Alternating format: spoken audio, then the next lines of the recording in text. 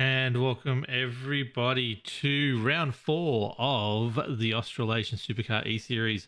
I am Peter Wilkinson and I am here tonight to bring you all the action from round four, Pocono Raceway, as the guys and girls in the series are heading out to go to the Tri-Oval this week. Once again, Carl Wilkinson Withy is very much worse for wear right now. We are hoping him of speedy recovery. And for now, Scotty Rankin is just running slightly late. So you have got me holding the fort just for now, just for a little bit longer until we get this all sorted out. Once again, My Private Seller is the number one sponsor, the major sponsor here for the Australasian Supercars E-Series. And Locked On Lads TV is bringing you the broadcast live on all our social networks. If you can go, give us a share, give us a like, give us a subscribe, all that kind of stuff would be great. Helps us get the word out there and the eyes out there and all those analytical things out there for a little bit more help. The team, all the cars, the teams are out on the track right now doing a nice little qualifying session. So let us hide what's going on right now as far as the track intro, and let's head out to see what's happening on the track. We have some very fast guys out there at the moment. Leading the way is the likes of Raymond Yeager, of course. Christopher Finlay is sitting in second at the moment. And we've got Troy Davison in third. See if I can get a camera. Here we go. We are on board as Nicholas Walsh. This seems to be is coming in. So Nicholas Walsh, we're not going to get that. Let's go to someone else who's on a flyer. Let me find out someone who's heading for that low 54, low 55s, high 54 second laps in the Ford Mustang of Cade Donnelly as he comes around to set a lap, and he pulls off as well. I'm not getting the best of timing tonight, am I? Let's see. Jared Daly is set a last lap of 55.84. Let's have a look and see what he can do at the moment in the Jim's mowing entry as he comes around the first turn, heads around to turn two. That's right, we only have three turns tonight. Thank you, Brett Campbell, in the Facebook chat, as I've completely lost the old Twitch chat. If you're over there on Twitch, give us a yell. We like to see from everyone. But right now, I can't quite see that. But here we go. So, Jared Daly heading into turn three, the big, long, sweeping turn three. Gets the foot back on the pedal and heads out for the straight. Let's see if he can improve on his last time. Currently projected not to, but he does. No, he pulls straight over, and fortunately, that's a 56.4 there. So that's not going to help his efforts either. Peter Matson is coming out of turn three and he pulls into the pits. That's not going to help. Aaron Dillon has a pretty good time there, setting himself a 54.75 to head into 15th on the grid.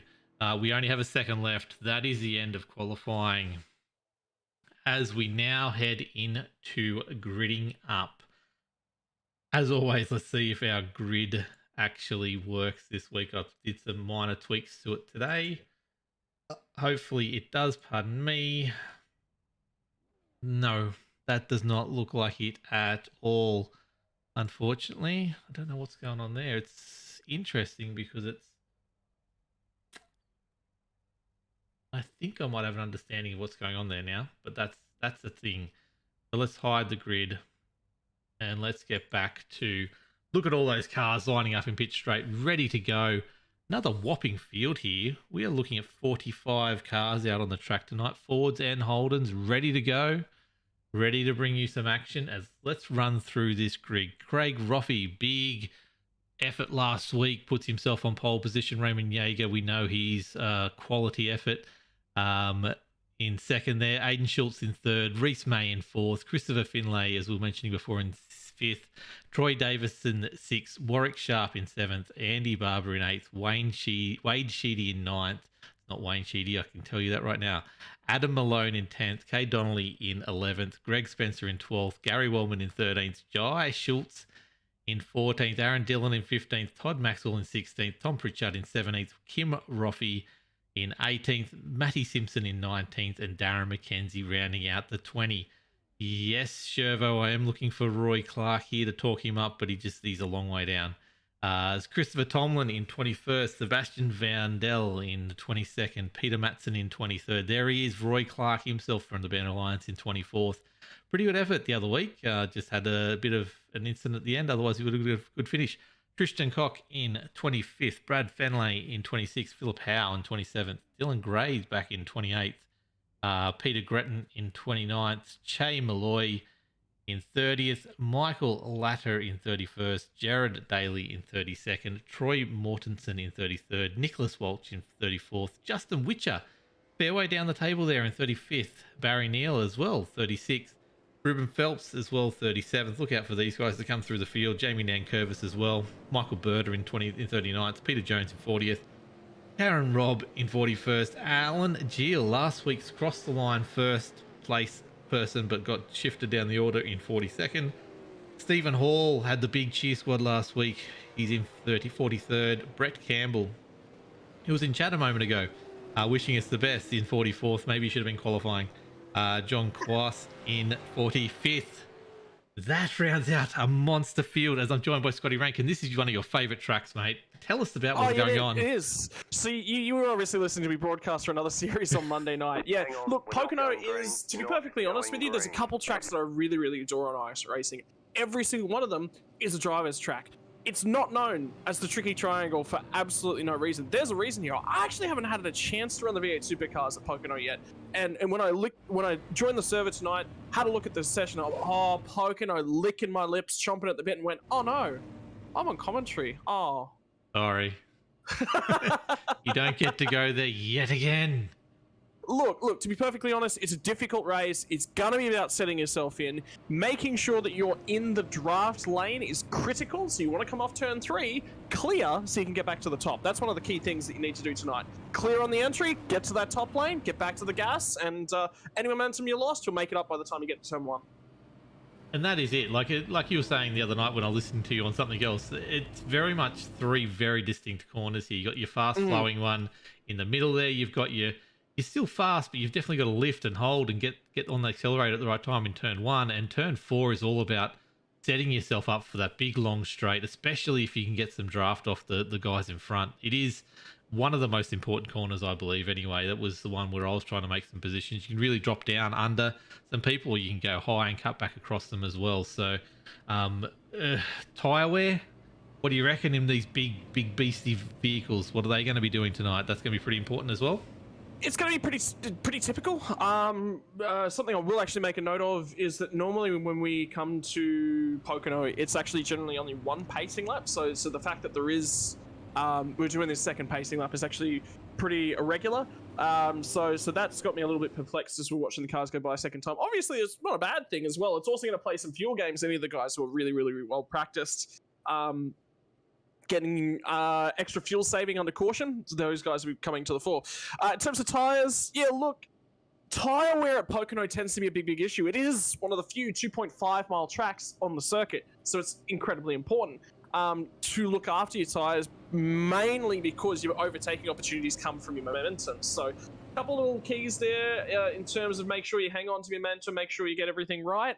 Look, and the other critical factor is this safety car will pull off the instant we come out of turn 3, and the green flag waves almost instantaneously thereafter. So generally, if I'm the leader, I wanted to go early so that I can get to that top lane, I can get somebody in behind my bumper and shove me down into turn number 1. Yeah, it definitely is. As we come around, whereabouts are we on the track at the moment? This is turn 3. We're just about 3/4 of the way through turn 3. I won't go through anything at the moment because we have got... This is about to go green, from my understanding. We've done the second lap. So let's get ready to rumble. Go for it, Scotty. That's it. Craig Roffey's got control of the field. Green flag in the air. Let's go V8 Supercar racing on ovals. And look at the field immediately spread 3 wide in the middle of the pack. Somebody down the tail end did not get a great launch. Those cars are already setting themselves up to make overtakes. This is a huge field piling themselves down into turn number 1. You can go 4 wide on the entry to turn number 1. You will not survive if that's the case, but 3 wide, you can do that just fine. Warwick Sharp getting a little bit swallowed up in the middle of, I think that's about 6th or 7th place back, so he's going to have to settle himself out. Hopefully, this is the turn you don't want to enter 3 wide. but they Turn will. number 2. The tunnel turn, it's getting a little bit unsettled up towards the top. Is there multiple cars in the barrier? No, they've gotten around there. So V8 Supercars, superior cornering ability, superior racing ability. Oh, that was, I thought there was all going to be all kinds of chaos. Then first lap cautions all over the place, but no, they held on. That was a really good effort to get around there. We have the Halls joining us in chat. Once again, welcome to Team Hall. Look at how good does that look? All those V8s coming straight down that straight as we see a move for the lead with Aiden Schultz making his way past Raymond Yeager's nose underneath Craig Roffey and takes that lead as Roffey gets left out with that bump on turn 1 and but holds on nicely as they come down the back straight. I wanted to go into some championship table stuff, but so much happening on screen, Scotty. I don't know what to do. Pinnacle Esports, though, is leading the team championships as we see Pinnacle come down the inside there to take the lead again. We'll see a lot of this tonight, back and forth, diving in, diving under as these guys make their way to try and hold on to the lead. Sim Boys are coming in second, a good 26 points back there behind Pinnacle. Southern Stars Esports is back there with a few podiums and wins so far. 135, equal with Skypoint Racing. Middle Split Racing, as we're seeing at the front here, almost 107. 77 for Momentum. Southern Cross Racing on 30, and Team the Gentleman Sim Racing Club in 17 points right at the rear there. As Raymond Yeager holds the line around there, and Aiden will get a good run off here. We'll see what happens when he's diving to... He got so close to that wall, didn't he? Yeah, Andy Barber gonna have to potentially go back over that car and rebuff out that that little wall scrape. I think he might have kissed it. Just a nice little kiss. If you're appropriate with the wall, he will climb up on it and give it a little kiss, but gets a much better run off of turn 2. It looks like Craig Roffey pushed right up off of turn 2, so Barber's going to send it to the inside here. Like I said earlier, remember, he needs to clear him, does so, and I believe Craig Roffey is using the better part of Valor to let another car go through. It looks like Roffey's a little bit focused on fuel saving tonight, and all with a 2.5 mile track. If there's ever a time you don't want to run out of fuel, it's at a 2.5 mile track. It's a long way to get around, isn't it? And there is all kinds of weird things. Like it's a long lap. It's a 54, 55 second lap. These guys will be probably doing 56s and 57s by the time we get to the end of a tank. Lots of things can go wrong in that time. And as we see, many different corners. So it's not one of those things that you can just... You've got to get that muscle memory down for each corner separately, as we see Craig just losing the guys in front here as we ride on the nose with him. Just going into turn 2, sorry. Now we go to turn 3, and Barber's doing a really good job here, sticking up with the leaders, and looks like he could be really pushing at the front here by the end of this lap. So there's a couple things about Andy Barber. Number one, clearly Ryan Barber isn't taking enough seat time away from him because Andy's been putting in some work to actually... The problem with the Barber family is that they have to compete. One simulator in the house, 2 drivers that want to use it. So they've got to compete for their practice time on it. And Andy's put in some real work by the look of things, because this, to be perfectly honest, I've seen some reasonable driving out of Andy over the last couple of seasons. Haven't seen maybe the come out, the punch way above your weight, the big standout performance. The last couple of weeks, remember at Charlotte, he was right towards the front end of town for a very, very long time at Charlotte. And this is another strong showing from him here. Little concerned with how hard he is going early, so I want to make sure first, before we say too much about him, that, hey, he's definitely thinking big picture here, but I saw a big squeeze of those brake lights. I'm just sort of sitting on board with Craig Roffey. I'm trying to get a gauge if he's trying to fuel save, and I saw a big squeeze of those brake lights coming into turn number 3. So Andy's probably thinking about saving something that's spread 3 wide. Nobody wants to follow anybody going down the front straight. That's highly irregular. Drafting, what's drafting? Let's go back a little bit in the pack here. I'm watching a few cars. So I talked about that was Barry Neal, and there was a whole group of them way down the back of the order there. See Barry trying to make his way. Is he someone we normally see at the front? And he's making his way. He's up 18 positions here. Let's see if this works. Positions gained on my timing tower. I press it, and he's not quite on there at the moment because he's sitting in 17th. He's just outside that top 15, but he's up a whopping 19 positions as he carves his way through the field. You can see there, Barber up 5 positions already. Malone there up 3 positions in the top few. Pritchard and Dylan up 4 as well. There's some big movers up the front there. But if you go down, you've got Brett Campbell up 10. Stephen Horwatch, he's up 2. But Barry Neal carving this field up, going up to 20 positions already, and he's now in that 16th position, just outside the top 15. And that's normally a Barry Neal sort of strategy, is that he does want to get to the front, he does want to lead a couple laps, and he normally qualifies very, very well. If anything, he's probably the most consistent qualifier. You sort of see Justin Witcher put in a lot of hot laps, very quick, loves to qualify up front as Witcher, and then he'll sort of run in the middle of the pack. But Barry Neal's one of these guys that tends to qualify up front, sort of 5 pretty consistently, and then he'll go out early and he'll push hard and he'll lead some laps. That's the sort of race that he tends to do, and he's quite good at that. And one of the benefits of doing it, I've just got my eyes further back in the pack, there's 3 wide coming off of turn number 1. I want to say around Brett Campbell, so in and around the 33rd or so position. They're heading down into turn number 2 at this point in time. This is what I was looking at. There was actually somebody got a huge run off of turn number 1, and they had to bail out of that throttle. It's that the red and white car in the background, not Brett Campbell's Lightning McQueen entry, the one 2 further back. So that would be Jamie Nankervis. So he got a huge run, and what that's about for the guys that are sort of watching, he's looked at effectively a wall of traffic in front of him. There's three cars side by side coming off of turn number 1.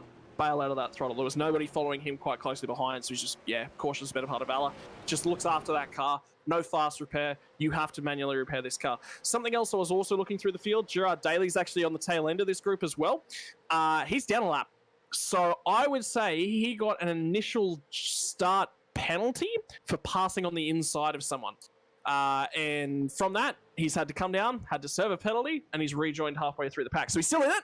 Still an opportunity for him, but he's relying on a caution to get his night kick-started. Yeah, definitely still worth going around because, as you said, actually, I think it was on Monday night, I was a lap down as well at one stage, got back and got myself back up to 13th at one stage before all hell broke loose. But that's it. So it's just keep yourself alive, keep yourself in the game. Having a look at some lap times up and down the field at this point in time, 55.0, 55.1 was sort of the first 4 cars at the front end of town. Dipping into the 54s was Troy Davidson that time around, so he's starting to get on a little bit of a move. So it wouldn't surprise me if we start to see the little gap that's forming between these packs start to close. Yes, as you said that, I remembered I've got the last lap timing board on the left now working, so that is everyone's most recent lap time. As you can see there, Craig Roffey just in the 54s as well. But yeah, so it's going to be interesting. Roy Clark, he's 55s. It's a 0.4 they're getting to me. Always want to talk about Roy Clark, but just never get to. He needs to do better. Do better, Roy. Lift. We're watching here. May's at the front of this pack, I believe it is. Reese May, with Cade Donnelly going down the inside. Cade Donnelly, someone who gets... Tom Pritchard, going down the inside. I saw Donnelly is just a couple back there. Donnelly's always one that's on our radar every now and then, all the time, sorry. Cade Donnelly's a driver that's on a few people's radars. You just want to be aware of at all times what Cade is. I'm not going to mince my words. I don't agree with Cade Donnelly's driving style. Now, that's just a personal choice. I actually think it works quite well for him, and he does a really, really good job. He's a very aggressive driver. He wants to go racing head-to-head all the time. He's looking. He does race with his head exceptionally, and I think some of the times when I've seen him drive the best is when he's racing a lot more thinking about what he's trying to do instead of just being aggressive, shoving the car, but he's very deliberate with how aggressive he is around specific drivers. He has a few drivers he doesn't get on quite well with. I'll put my hand up and say when I was racing in this series, I was one of the guys that really got under his skin and he got under mine. So we raced each other very, very hard. There was no sort of quarter given. He's very good at that style of racing, but he often comes off on the worst side of things as well. So if you're going to end up in an accident, sometimes the thing about 2-car accidents, 50% of the time it's your fault, 50% of the time it's the other guy's fault, 50% of the time you end up worse for wear. So it's something I'd like to see him improve a little bit more on, is maybe, just using that head, but he is in the last third of a race. Keep your eyes glued to him at all times. I'm always looking for where he is because he will create something. Something always happens around Cade. Have a look at this for team racing here. I just noticed Steve Hall just made about 3 or 4 positions up. He's up 6 places. He's fully, the 4 of them are all just nose to tail here. They'll be able to work together and save fuel, save tyres, whatever they need to do. But it's very interesting to see all these 4 have found each other on the track and going nose to tail. I hope you get some good coverage out of that, boys. As we go back to the front, because Aiden Schultz is now, and Raymond Yeager and Andy Barber, they keep on swapping around. There's no one's going to get a lead here. Craig Roth is just on his own. He's just in the middle of the pack there, so he's not losing time anymore.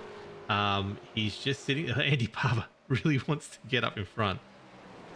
It's very interesting. You'll see Aiden Schultz just roll out of this. He'll let Andy take this away from him, so Andy can slot in here.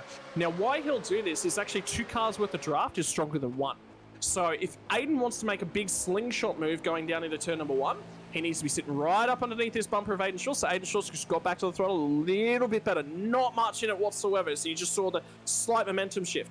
Now, Andy's going faster. And this is an IndyCar move. Generally, the first car can't make that move. But if there's another car there, they get 2 cars worth of slingshot. They have enough momentum to get the move done. So that's something I'll have to keep an eye out for. Aiden as well. I've come to respect his driving style a lot more. Again, another one of the drivers who've kept my eye on this season.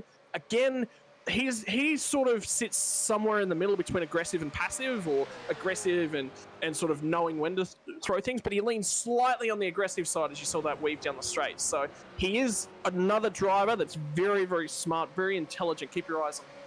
Yeah, definitely. Like, he's always in and there and thereabouts, and he's not one who ever finishes a race thinking what could have been.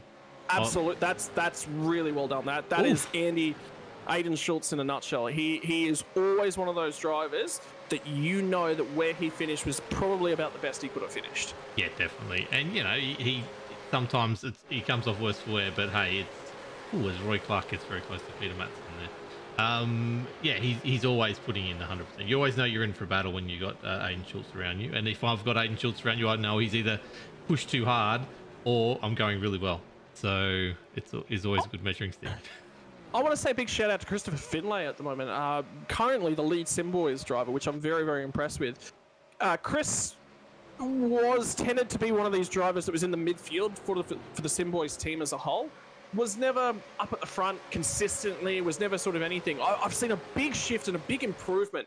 And I actually got the opportunity, Chris and I had a coming together in one of the races last season. It was nobody's fault, just somebody made a mistake, car spun, car in the wrong place at the wrong time, those sorts of things. Chris was just so apologetic. He said, sorry mate, I locked a brake, didn't mean to go there.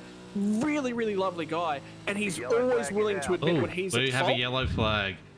Sorry to cut you off there, but we need to find out what's going on. I've got Michael Berta is going relatively slow.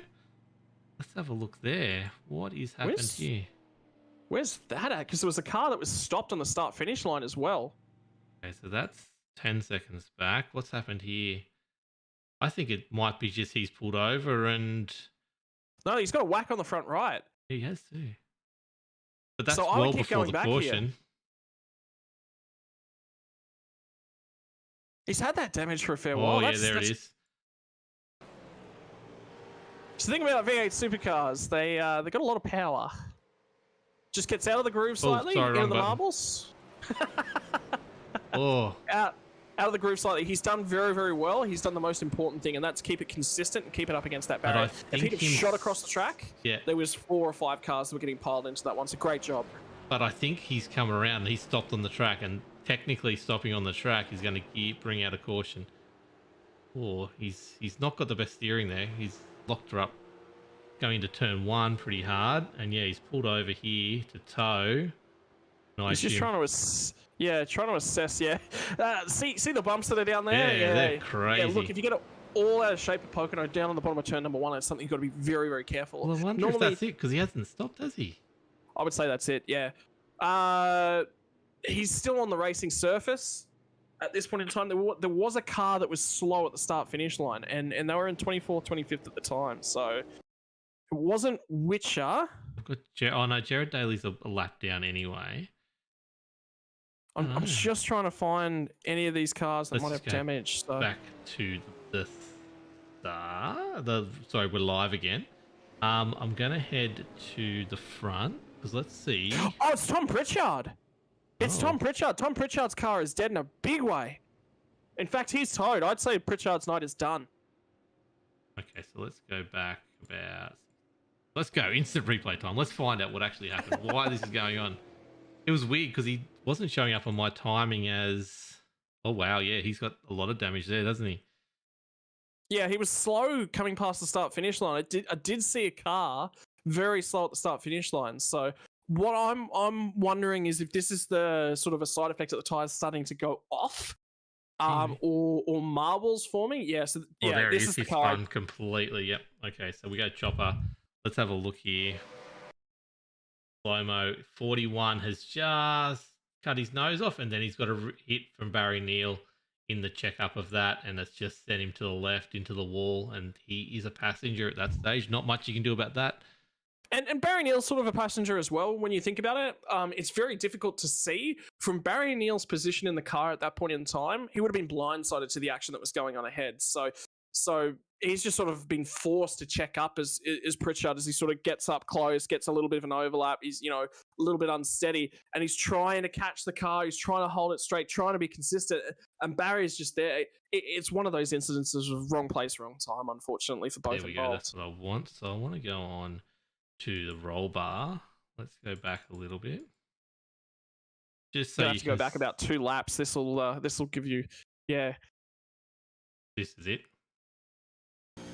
So this is on board Barry Neal, no slowing down. He's got a great run out, and then he's just... There's a little bit of netcode in it as well. Yeah. So what triggers netcode? Netcode is actually prediction code. So what's happening there is that iRacing is attempting to predict where the car is going to go.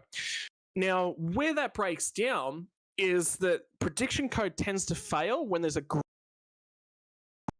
inputs on the steering wheel, aggressive changes of direction, or quite commonly we see in circuit racing, a lot of netcode happens around heavy curbs. Say the Nürburgring, the Nordschleife, in the final sector there, where you're coming off of the end of the Dodge Jahur. There's a couple curbs there. If you go through side by side, just bounce off that curb, it'll netcode a car next to you really, really easy. It's because the game is attempting to predict. It's very hard to predict a car that's moving erratically, and that's what's happened in this case. You can see his tail Barry Neal's tail just wavers a little bit too.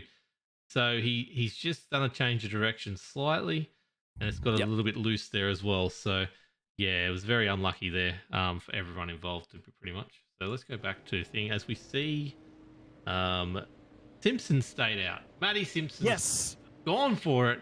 He's going to go. Tyres are fine, I'm sure. However, Jai Schultz, as he does, I think he's done only 2 tyres. Can you do V8? No, so he's only got yeah, fuel. V8s have individual tyres, so he's only gone fuel. I would say most of the field at this point in time have only taken fuel. We're only 18 laps into this race. It's an 80-lap race. You've only got 1 spare set of tyres, so you want to ideally target lap 40. If it's any earlier than lap 40, I'm not looking to come down. What that says to me, that stop from Jai Schultz was 6 seconds quicker. V8 supercars have a huge tank, very long fill time. They're fuel limited in terms of their pit stops. Schultz was saving fuel. Yes, or he's just decided to short fill and get himself potential. That's the other side of the coin. Yeah, because you do select how much fuel you want. So yeah, there's definitely, like I said, like you see there on the timing tower there, that's 6 seconds quicker than pretty much the rest of the field. Roffey was caught out there on his own for a lot of that racing. That would be Craig Roffey in 11th, yes, and he's had to go 21 seconds. So you thought he might have been fuel saving. He was actually burning more than everyone else there on the track there by the look of that as well. Yeah, so what I'd say from Craig is he's tried to fuel save, and he's just fallen too far back, and then you fall into this weird pocket whereby if you slow down, the pack behind you catch you. So that enables you to get back into fuel saving, but if you speed up and try and catch the guys ahead of you, well, you got to burn extra fuel to get back there, and he never quite got back there. At the tail end of that run, he just caught the pack up again, but that was too long spin out on your own. Okay, cool. Just quickly talking as well about big movers as we go green. I didn't realize we're that close. We are green. Matty Simpson's got a good start there, but Jai Schultz is going to come around the outside of him. Will he be able to hold the outside line and get that position? They're 4 wide. They are actually 4 wide. Barry Neal, that's Reese May as well. Craig Roffey. Oh, there it is. That's the caution. No, he's straightened him up, but behind. It's all happened. It has all happened behind. Oh, and is that Witcher, I think, got call on that? There is 7 or 8 cars back there. Trying to get back.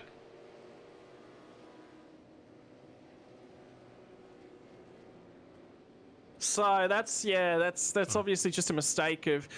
It's quite... thought he was clear, I believe. Yeah, I would say he's thought he's clear, and the other car there has done a great job to just tap him in the right spots to try and straighten him out. It's actually quite easy to do if you know what you're doing. So Okay, so we're on board with Peter Gretton. Um, Peter Gretton's just going to come across a block track. There's absolutely nothing he can do. He can see a little bit of smoke. He can see a fanned out field. There's just about nothing at all that Peter Gretton can do from this point in time. It's actually, I really want to see if it was Jai Schultz that was at fault. okay, let's go right up front. Let's go. I'm going to go back a little bit here. So has he thought he's clear? So at this point, right, let's go to drone cam, but let's go back to chopper cam. And let's go. So we're going pretty slow here. He's definitely not clear at this point.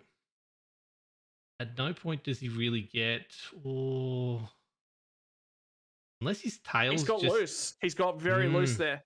That's all it is. And Matty's touched the apron at the wrong time, come up a quarter of a lane, and that was, unfortunately, that was all the space that Schultz needed. But great job by Matty to actually tap him in the right spot. The problem is, if you have a look at the bottom of the shot, Adam Malone has just gotten in the back of Andy Barber. That's what I was just trying to get a hold of too. Malone, you can see his teammate there, unfortunately, is the one that I was trying to get, and he spun around. Malone then gets hit by the Pinnacle Sport Esport, and is that 222? So that's Warwick Sharp. That's the green and black liveried car there as well. And then it's just chaos. It is an absolute rush hour at the parking lot. Feeling great. Let's have a look at it from him just quickly as we go back and have a look what happened. This is, let's pause this. Let's go right back. Let's go here. Go on board. This is one of the ones that you need to go on board for. Yeah. Because it's from a driver's perspective, it's completely and utterly different when you're sitting in the cockpit and what you're looking at. So driver position on the right-hand side, normally for oval cars, is going to be on the left. So you get a little bit more of a sort of a vision forwards. From the left, you're a little bit lower down. And it's just great awareness. So much smoke from Dylan Gray, and that's what you're looking for, is just puffs of smoke. If I see a little puff of smoke, I'm giving up a few spots if I have to keep my car clean at this point in time. This is going to force a huge breakup in the pack now. We've got cars of all different repair levels at this point in time. So the guys that were able to preserve themselves, the guys that are in the middle, the riskiest spot in that one was probably around 10th, 11th spot. And from memory, that's exactly where Craig Ruffy was. Yes, so let's have a look. Let's go to this pit length time. We've got Simpson, still got a 0. Yeah, so he hasn't come down yet. He's still out there. He's lost positions in that. I thought he was at front when it went yellow. Well, I mean, he was, but remember, he'd also tagged Jai. So in all of that, I believe Raymond Yeager was actually in the high line, and he's just got around. Yeah. Well, Raymond Yeager is in one of these things where you've just got to make a choice and you've got to stick with it. If he lifts and tries to save things, there's a good chance somebody from behind might hit him. If he keeps his foot on the floor and those cars come back up the track, he's going to get taken out anyway. But at the same time, if the cars come back up the track, there's a good chance he gets taken out anyway. So he's kept his foot in it. It's a pretty typical super speedway strategy for trying to get through a wreck. Just keep your foot in it, because particularly for stock cars, they just don't break. So it's about just trying to keep yourself alive the best way you can, and sometimes it's clearing the area. That's the tower I should be showing. The number of stops so far. So Sheedy is the first one that's actually done 2 stops. So none of those guys at the top there stopped that second incident, which was only half a lap. So let's see, Sheedy must have got a little bit of damage there, or just wanted to top up on fuel, because as we talked about before, fuel takes a long time to fill up in these V8s, so that extra couple of litres now will save him later on. So there's a few people who did do that. Dylan Gray is one of them. Roy Clark as well. Something else to consider. Yep. Jamie Nankervis is the last car on the lead lap, and he's in 31st. So of the 45 cars that entered tonight's race, 43 took the grid. We've now lost 12 off the lead lap. Now, I'm wondering if Gerard Daly actually got his lap back. He did. Yeah, Gerard Daly's back on the lead lap. So there you go. There he is. He's up to 22nd position right now, which is an awesome effort. Let's probably get ready. We're 2 wide, so we must be getting ready to go in a sec. That's turn 2, so we've got half a lap to go. Some big movers currently. Well, that man we keep on having to talk about because the cheer squad's here. He's up 26 positions. Stephen Hall. So well done to him. 27 for Barry Neal, as we talked about him before, going through the field. 20 positions for Peter Jones, 21 for Brett Campbell. The big losers, Aiden Schultz is down 24 at the moment currently with that incident. Obviously, if So you're... we're about to go green here, Wilco. Go. So we'll try and grab things off as they come through. But there's a list of casualties after that one that we'll have to go through thick and fast. Once again, Raymond Yeager back to the forefront of things. The number one car leads is back down the main straight to get things started yet again. And Jai Schultz has not this time been able to get the foot to the floor. He's going to lose a couple spots. Matty Simpson trying to go along with him. We'll see if the man who has not stopped yet can make anything out of this. So, round of turn number one for the first time. 3 wide, there they go. Back into Matty Simpson in the fence on his lid, and day will be done for Matty Simpson. And another car there in the mid pack was upside down as well. It is all gone wrong for Matty Simpson. He's tried to play for track position, and it just has not worked out.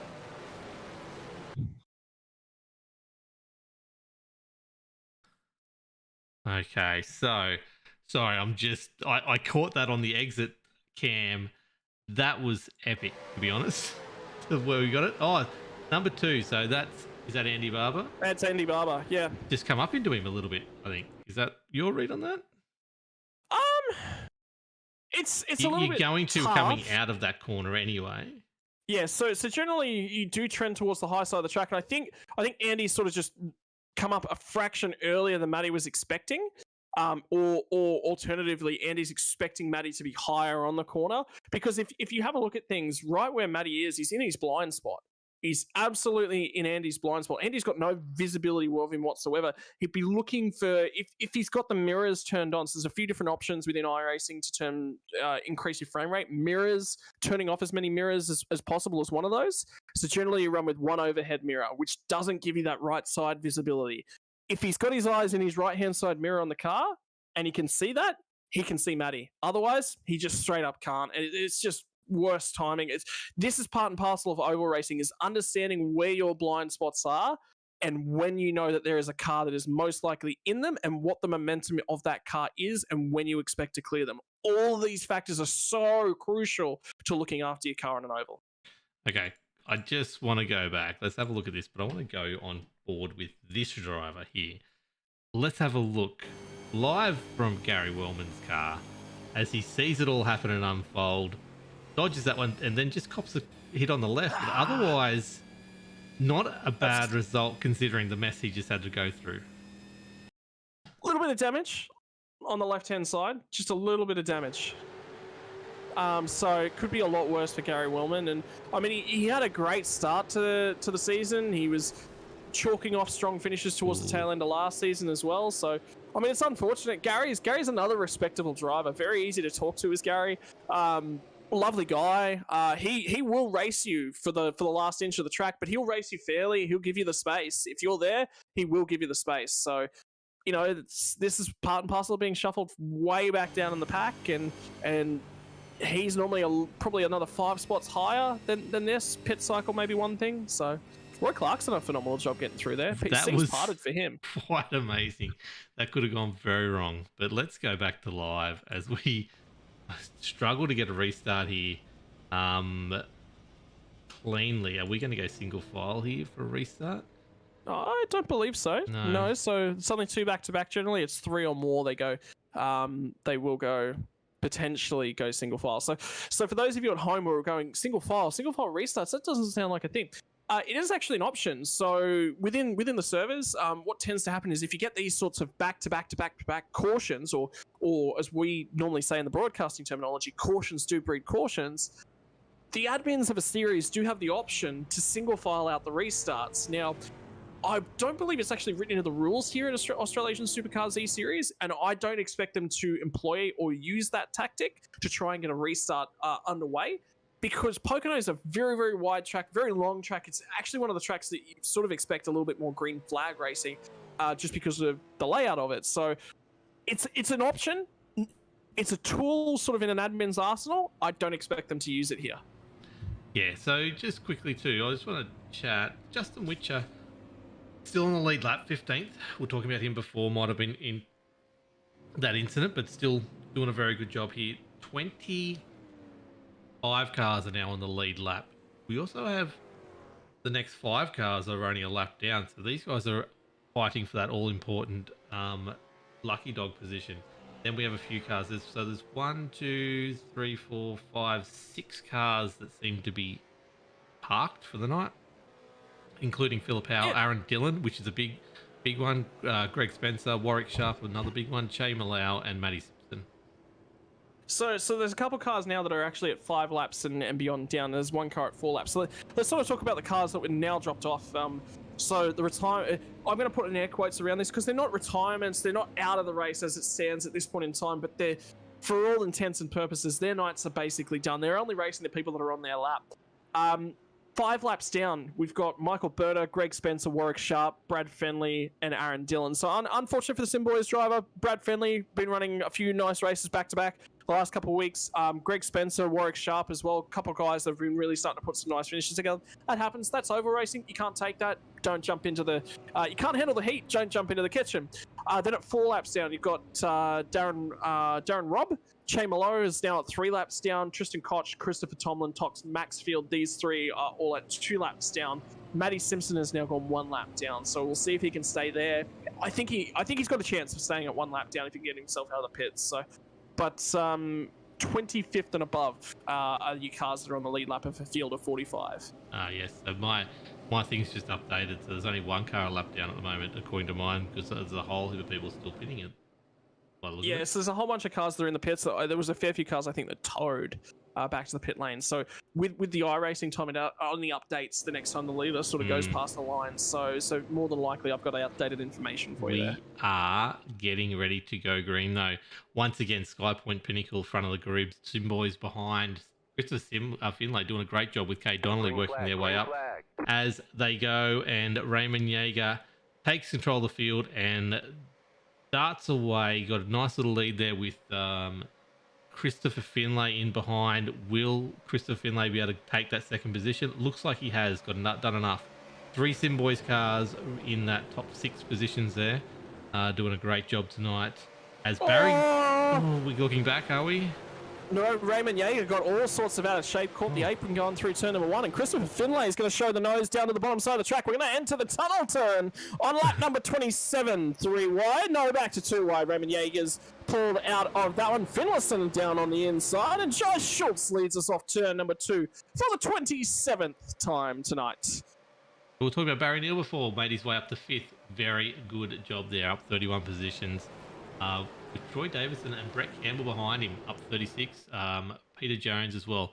There's been war of attrition has really helped out some of those guys right at the back of the field. Oh, look at these guys jumping in the pit lane at the back there as well. And there's some very, very dusty looking cars there at the back of that field, as well as yes. Another car rejoining as well. It's Reese May that's down on the apron in turn number 1. So it's just out of the shot. If you saw a car down the bottom of the track, that was Reese May. So he's trying to stay out of the way of the lead pack. Let them go on. But it's very disconcerting when you come around a turn and there's a car on the bottom of the track. Your first thought is that car's going to come back up the track at some stage. Is it in front of me? Yeah, it's usually in front of me, or it's usually me getting in front of someone and causing a wreck. Just... Wow, this Raymond Yeager is I haven't seen such a back and forth for the front on any other track for a very long time. Usually, these guys are, let's get in, let's get behind, let's push. As more cars just dive off into pit lane there for probably incident point penalties, I can maybe assume by now. Some form of penalty. Yeah, actually, incident point penalties would make a lot of sense. So the guys, again, that are watching along at home, if you've watched the last few weeks, you would understand that that there have been drive-through penalties attributed of recent note, and disqualifications as well coming through when you hit 17 incident points. Car-to-car contact, generally going to award you 4 incident points, loss of control on your own, 2. Touching the grass down in turn number 1, that'll award you 1. So it's generally going to be 3 car contacts. I have a feeling that incident point penalty might be revisited after the season's over. They've had a little bit of a time to play around with it now. It's good in theory. It's how you apply it that's the critical factor. So just quickly it's one of those things. I've been in leagues that do this way, and I've seen leagues that do no penalty points, incident point limits, and it's each their own. But yeah, absolutely. Yeah, look, you can get. I've been on the receiving end of some very unlucky decisions because of incident points. But at the end of the day, it does keep people sort of in line as Barry Neal makes it 3 wide into turn 1, and Christopher Finlay just doesn't want to have any part of that. But luckily on the outside there, Jai Schultz just yeah, moved away and gave them all plenty of room, so nothing happened there. Just quickly, Mason Hall's asking about Steve Hall. He was caught up in that last big incident I think I saw. He's still in the pit, 6 laps down. 30th, yeah, he's at 30th at this point in time. Yeah, his so car does not look very good, so he will not be joining us, I don't think, for much more of the night. As we see, just okay, I'm just checking out some things that are happening at the back of the field, but not much.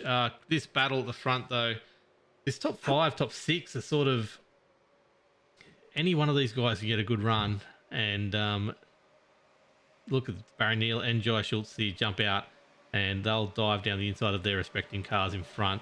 Raymond Yeager just doing it nicely, though. He will be using the fuel, maybe even the tyres. Hopefully not as much the tyres, but these guys are doing a very good job as we move on to 31 of 80 laps as they just weaving in and out of each other like there's not a care in the world.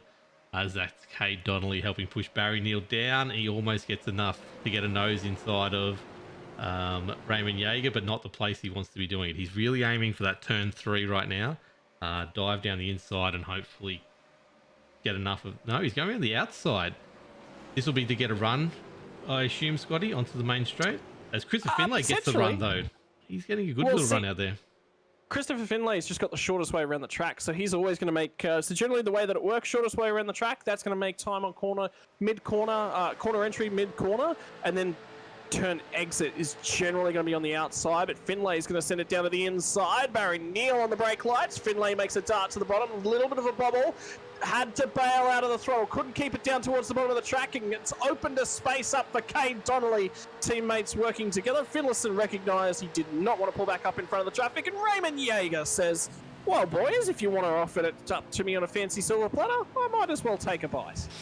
Yeah, for all that hard work everyone did to get past Raymond Yeager, we end up at the turn 2 with Raymond Yeager in front, looking back to everyone as Cade Donnelly there doesn't want to have Barry Neal in front for very much longer. He wants to get up in front and make a lead of it.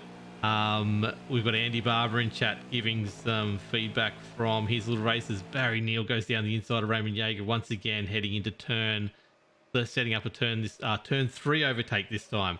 And Cade's going to go with him and make sure that he gets there. Actually, he's going to go even further. Oh.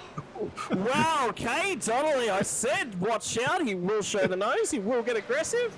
But he showed the nose very, very late. And I just heard him come up comments. He was a little upset with the way that Barry Neal drove that one. But that was a late dive, Cade. I've got to be honest with you. That was quite a late dive. And if anything happened out of that, Cade would be at fault. Cade would be the one binning, that'd be picking up there we go. Points. There's been contact. Just a little rubbing. That's fine. They all got out of that, survived. It'll buff out. Maybe. As Christopher Finlay now finds himself further back than he was not much long ago. As well as Jai Schultz. They're the worst for wear out of that. Peter Matson doing a great job up to 7th place at the moment. But Andy Barber, all good with Matty. I was just unaware of his run on the restart in VR and came up on the poor fella. Certainly feel bad with both of the vehicles out. -10 for me. Great broadcast, fellas. It's pretty wild out there. It is.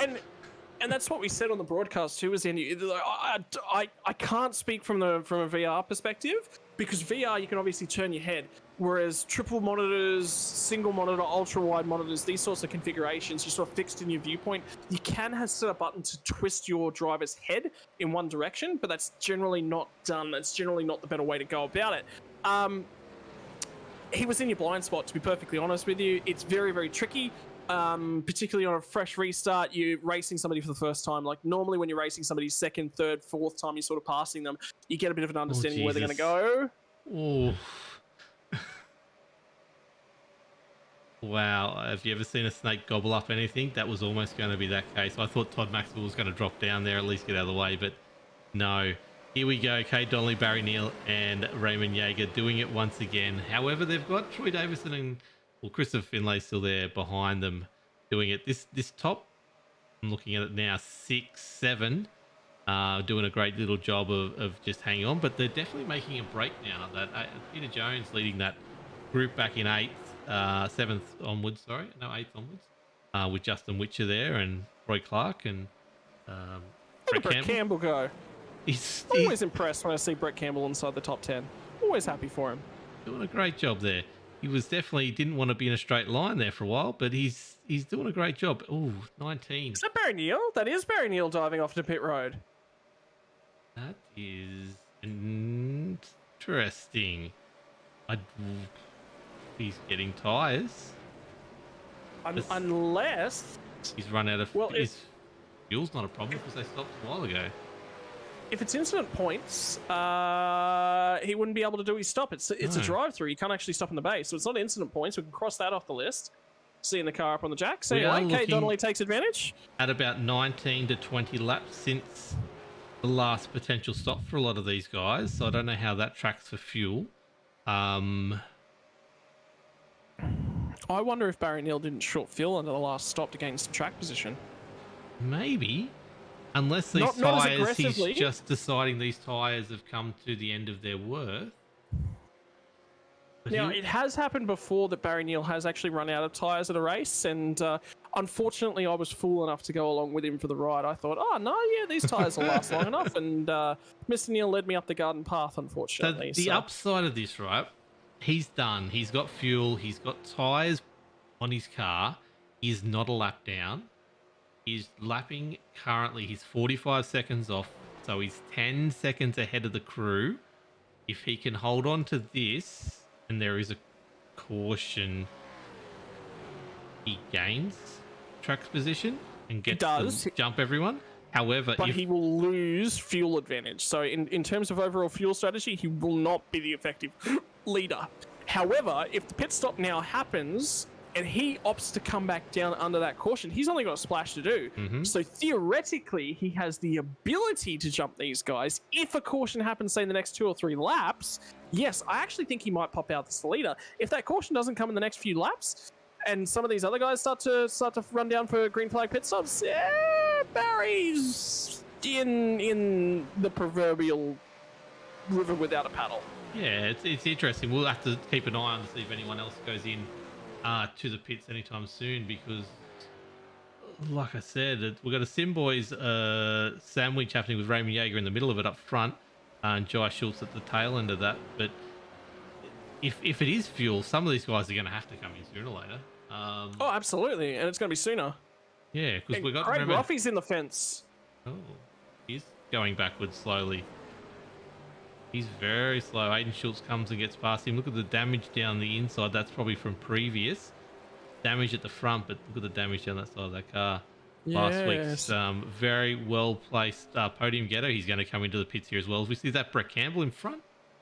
Yeah, I believe that was. Yeah, so I believe we are now in the pit stop window. So I don't think that these guys can actually get to a point whereby they can make one stop to get home from here. So what that says to me is that Barry Neal's gone, this pit window opens to make it 2 stops, so to get home, and he knows that he can confidently 2 stop to get home, and that's why he was coming down, so that he's immediately onto that strategy. He's a little bit, it's risky. It's very, I'm locked into this strategy, but if it pays off, it does pay off. It is actually a better strategy.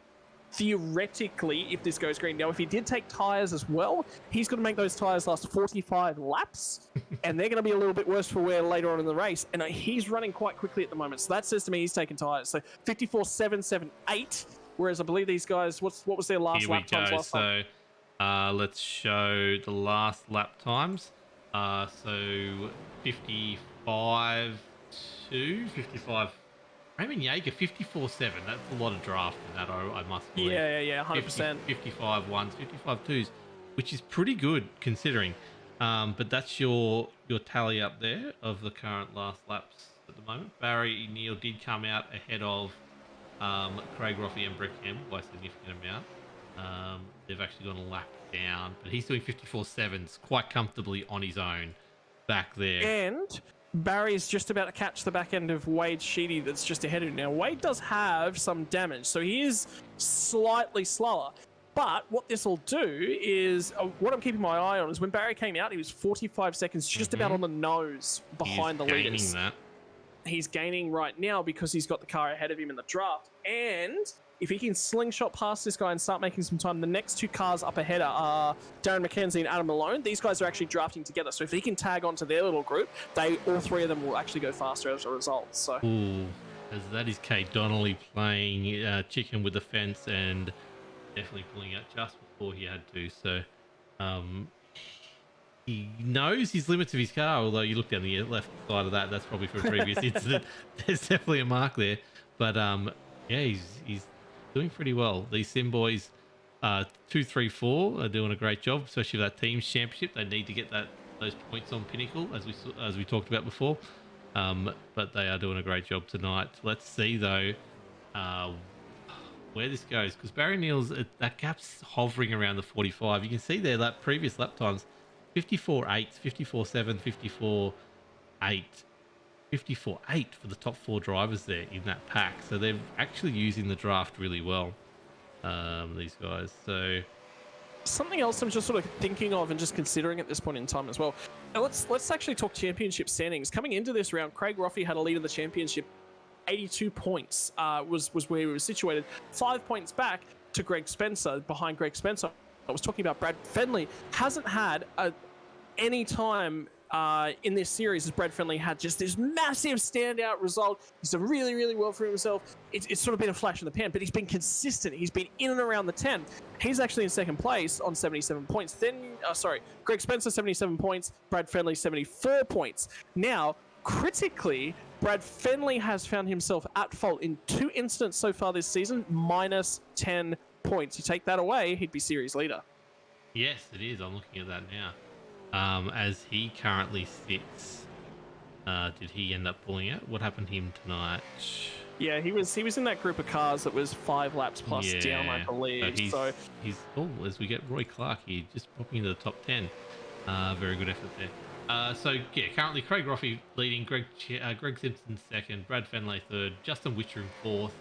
That all only 8 points behind the leader. No, my eyes aren't playing tricks on me. No, it's 15 points behind the leader. Greg Spencer's 5 points back. Fenley is 8 points back. Witcher is 15. Malone is 16. Todd Maxwell 17. Now, out of those guys, not many of them are actually still circulating at speed right now. So it's Witcher. Witcher basically that's right now looking to try and go forwards. Now, additionally, don't forget, we've already talked a little bit about fuel windows, pit stops, and effective running orders. And Craig Roffey's actually caught up in the effective running order changes due to pitting early. So... oh, there he is. Roy Clark's been tapped from behind by the 40, but held on. What an effort there from Roy Clark. Sebastian Verdell sort of pulled out and helped him stay straight. Very good job from that. Doesn't take an advantage from it.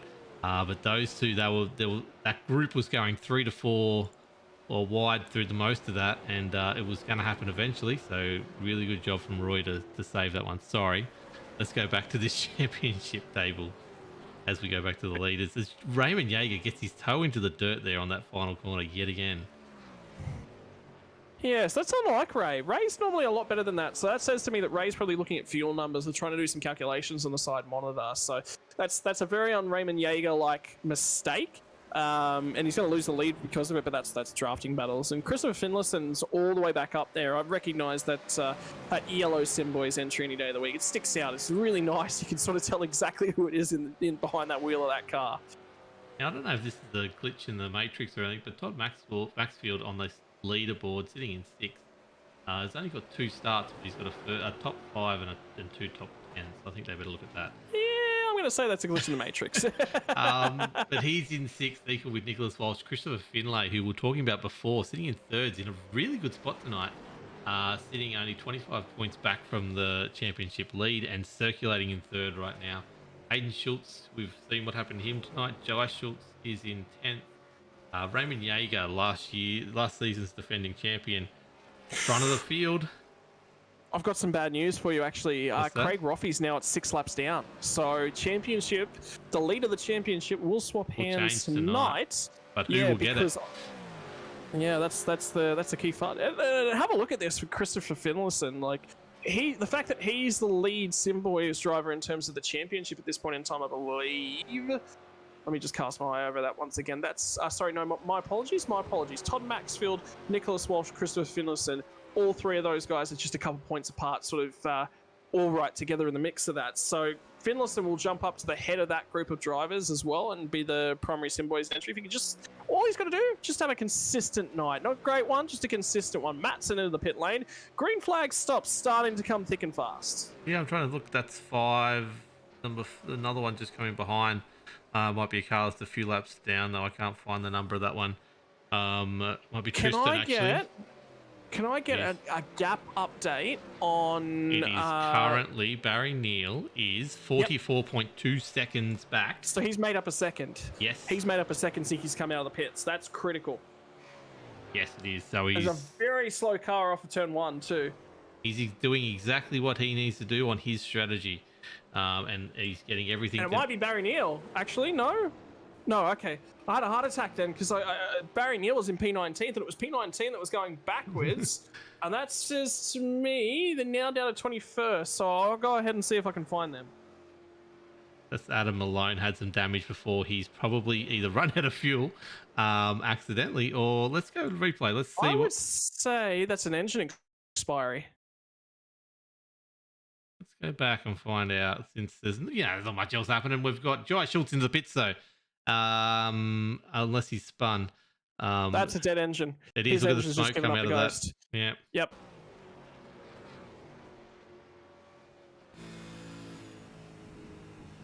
Now, fun fact, if you can get the wing to dislodge on these cars, they actually go faster. Yes. However, the damage required to get the wing to dislodge generally creates more of an aero pocket and an aero parachute than it does gain you benefits. So Josh Schultz, the first yellow lap, flag though. Josh Schultz in the pits with a yellow flag. I have. That's actually, if he stays on the lead lap, if he stays on the lead lap here, if I'm in Josh Schultz's shoes, I'm dropping this car and I'm going right now because my pit stop will be a lot quicker and I'll stay on the lead lap. He's not going to. Jai needed to jump. The instant that yellow flag come out, hit the fuel button, unplug that hose, get back out on that circuit. Because what he's done here is he is now going to be forced to take a wave around. This is critical to the race. He's a lap down. Yep.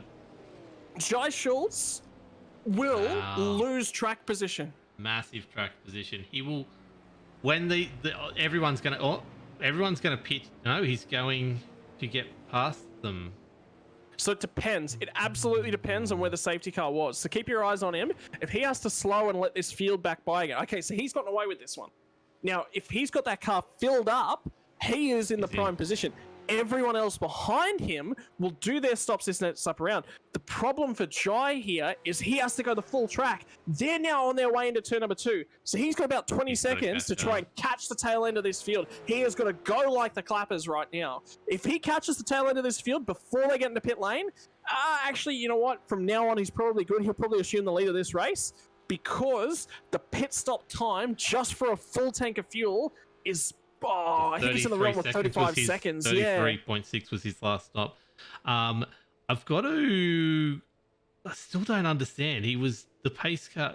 I guess Raymond must have just been crossing the finish line when he was coming out, I guess. Yeah, so I would say when the pace cars enter the circuit, because it comes down to when the pace car enters the circuit, he has run the game of inches there. Have you had any idea what actually caused this yellow flag? Just out of interest? No, I've got none. I've got no idea either. Where is he? See, that lead pack's already gone. Yeah. So, trying to look at the chopper. Can the chopper get it? I can't move it across. Let's have a look where Raymond Yeager is right now, okay? Raymond Yeager's here, though. Okay, so the pace car's gone, but the lead pack hasn't. So this yellow actually come out. So he's coming off of turn 3 right now as Raymond Yeager on screen. The caution's already come out. Yeah. Where's Jai Schultz now? He should be assuming the lead. He's still here. He leaves here. Raymond Yeager is here. So he hasn't crossed in front of him. and he's got to exit. My understanding of the pace car rules is to gain your place in the queue, you've got to actually be on the racing surface. what I And the would pit have lane's thought not too. considered the racing surface. Yeah, He's got so, super lucky here. That's all I can say. Oh, stop now! Stop right there. Go back about 5 frames and have a look at side on, because I think that might have been Raymond Yeager. Well, let's have a look. Raymond Yeager here. Yeah, that is. So he has crossed. This is the game of inches. This is absolutely the game of inches. That is Jai Schultz crossing the pit exit line the instant before Raymond Yeager comes by. Look at him. There, yeah, he's just in front of him, isn't he? If he is half a second later coming out of his pit bay, he is a lap down, has to take the wave around, tail end of the lead pack. That is the game of absolute inches. That is such a big risk. And like I said, I wouldn't have played that risk. I would not have played that risk. It's not worth it. No. It's not worth it. Make sure that you're on the lead lap. What we have now is Jai Schultz assuming the lead with a full tank of fuel. Interestingly enough, Justin Witcher chucks in 23 seconds behind him. So let's have a look at the last stop. 24 for Dylan Gray. These guys, how many stops have they done? Number of stops though. Yes, they've done 4 stops. They've come in every single time and just topped up. So that's helped them jump up 33 and 25 positions respectively. Troy Davison and Ray Yeager. Remember what we're talking about, the amount of time left static in pit lane? That's where it's played itself out. So if you remember the last 2 sort of cautions, we've got a fair few cautions sort of back to back to back there. So we ended up with about 10-15 laps whereby we didn't really do any racing, but these guys were burning fuel trundling around the track. Now, it wasn't a heap of fuel. It wasn't a boatload of fuel. But Raymond Yeager, clearly, by the evidence of Jai Schultz coming down those 2 laps earlier than everyone else with the pace car and everything sort of included, I would say Raymond Yeager was due to come in on that next lap. And he has just been forced to just jump on that clutch, save, get that extra lap in worth of fuel such that he doesn't lose track position. Because he comes down that first time the pace car's going by, if he's out of fuel coming off of turn 3, has to pit, he gets an end of longest line penalty. So he's at the back. Now, a couple things that come out of that.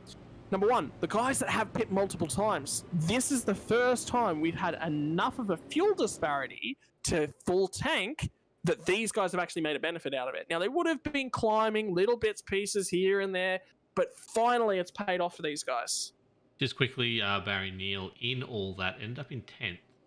So Not again. No, not again at all. I'm just trying to work out. He did not stop last stop. He's done another 16.8 second stop. Yes, I reckon he did stop, to be honest. As we get ready to come go. Back down. I'm going to look at from Chopper here on the restart as you can see the pace car drop here. We've got Jai Schultz in charge of the race. 3, 2, 1, green flag out. That is how quick it is. Yep, and Justin Witcher on the outside there. And Dylan Gray, we talked about him at the start being back. Will he dive down the inside here, or will he let these 2 just play it out? As we got the 023 of Troy Davison. Had a really good race last race from memory. Troy Davison tends to do well at drafting races as well. Like that's typically sort of shorter and driver's tracks. This car very high in turn 1. They're actually 4 wide coming off of turn 1 right at the tail end of the pack. So I think that's actually a lapped car letting people go because they just don't have the engine power left over. But there you go. That's number 60 there. Has done enough damage there to be able to get rid of that wing. He should be really fast, Michael Ladder, around this track. And you can see him burning away down the inside there. I've got the wrong person, sorry. But yeah, Michael Ladder. That's Roy Clark you've got on screen. That's the important one. We want to look at Roy Clark. No, they changed just as I pressed the button. Good old thingo. But anyway. These guys are doing great. As we see, Dylan Gray has made his way up to the front there in front of Justin Witcher. We've got Raymond Yeager impressively trying to get back up to the front there as he dives down the inside on turn 1, pushing the Sim Boys 3 wide behind there and gets the spot done, takes both of them in the one corner. Will he have enough momentum to hold on to it? As Sebastian Vettel has got himself up there in front of Barry Neal and into a very good spot, well inside the top 10. Very good drive from him so far, as those Sim Boys are going so close to each other. Gotta love teams racing. I love it. They love it. These guys, look, they'll work together in terms of teams, but they're still going to race each other. That's the kind of team that they are. But Sebastian Vandel is a little bit of a V8 supercar sort of specialist. This is definitely his preferred car to go racing in, much like Craig Roffey. Both of these guys very, very quick drivers in just about anything you throw them in, but they tend to specialize in the V8 supercars. That's what's drawn them to this series. Now, they're wetting their lips, they're getting a little bit of practice in these ovals, and they're starting to put things together, and that's why you've seen Craig Roffey towards the front end of town in terms of the championship standings. Now it's Vandel's opportunity to go racing. Yeah, so just remember as well, Barry Neal's going to have worse tyres at the end of this lap. Theoretically. This track. Theoretically. Yes, we're saying he definitely took tyres at that earlier pit stop. We cannot confirm or deny that. We're saying we think he did. I saw his jack go up when I was had him on camera. Well, the car goes up on the jack regardless of whether he takes tyres. Whatever. He definitely did. I'm saying it now. Don't argue with me. As Dylan Gray gets a little bit wayward outside of that as he's stuck behind Raymond. Not Raymond, with Justin Witchies in front of Raymond Yeager there. Doing a great job, though, up there in second place. No weird pit stop strategies this week, as Christopher Finlay is trying to get his way back up there as he moves around Rubenfeld.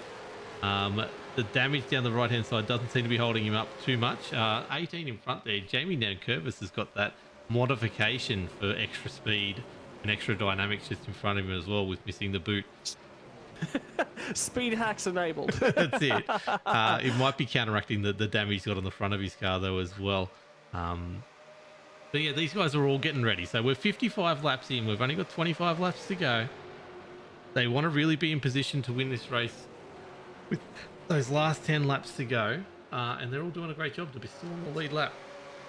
Just theoretically, that last pit stop, I think they can get home. Theoretically, I think they can get home, actually. So I think we're done with pit stops. Do you reckon Barry Neal? Oh, yeah, because he topped up. So, yes, he should be able to get home. We should be right. I just wanted to throw out there, Brett Campbell's no longer in the server. He was pitting when we saw last time before, so maybe he had something to do with that incident that brought out the yellow. I don't know, but he's just not there, so... No, Bretty's a lovely guy. Really good to talk to is Brett Campbell. He's not in the server, and he was when we were looking at it before. So. Yeah, he definitely was. Yeah, I've got a notification that he has disconnected. Brett's just a lovely guy.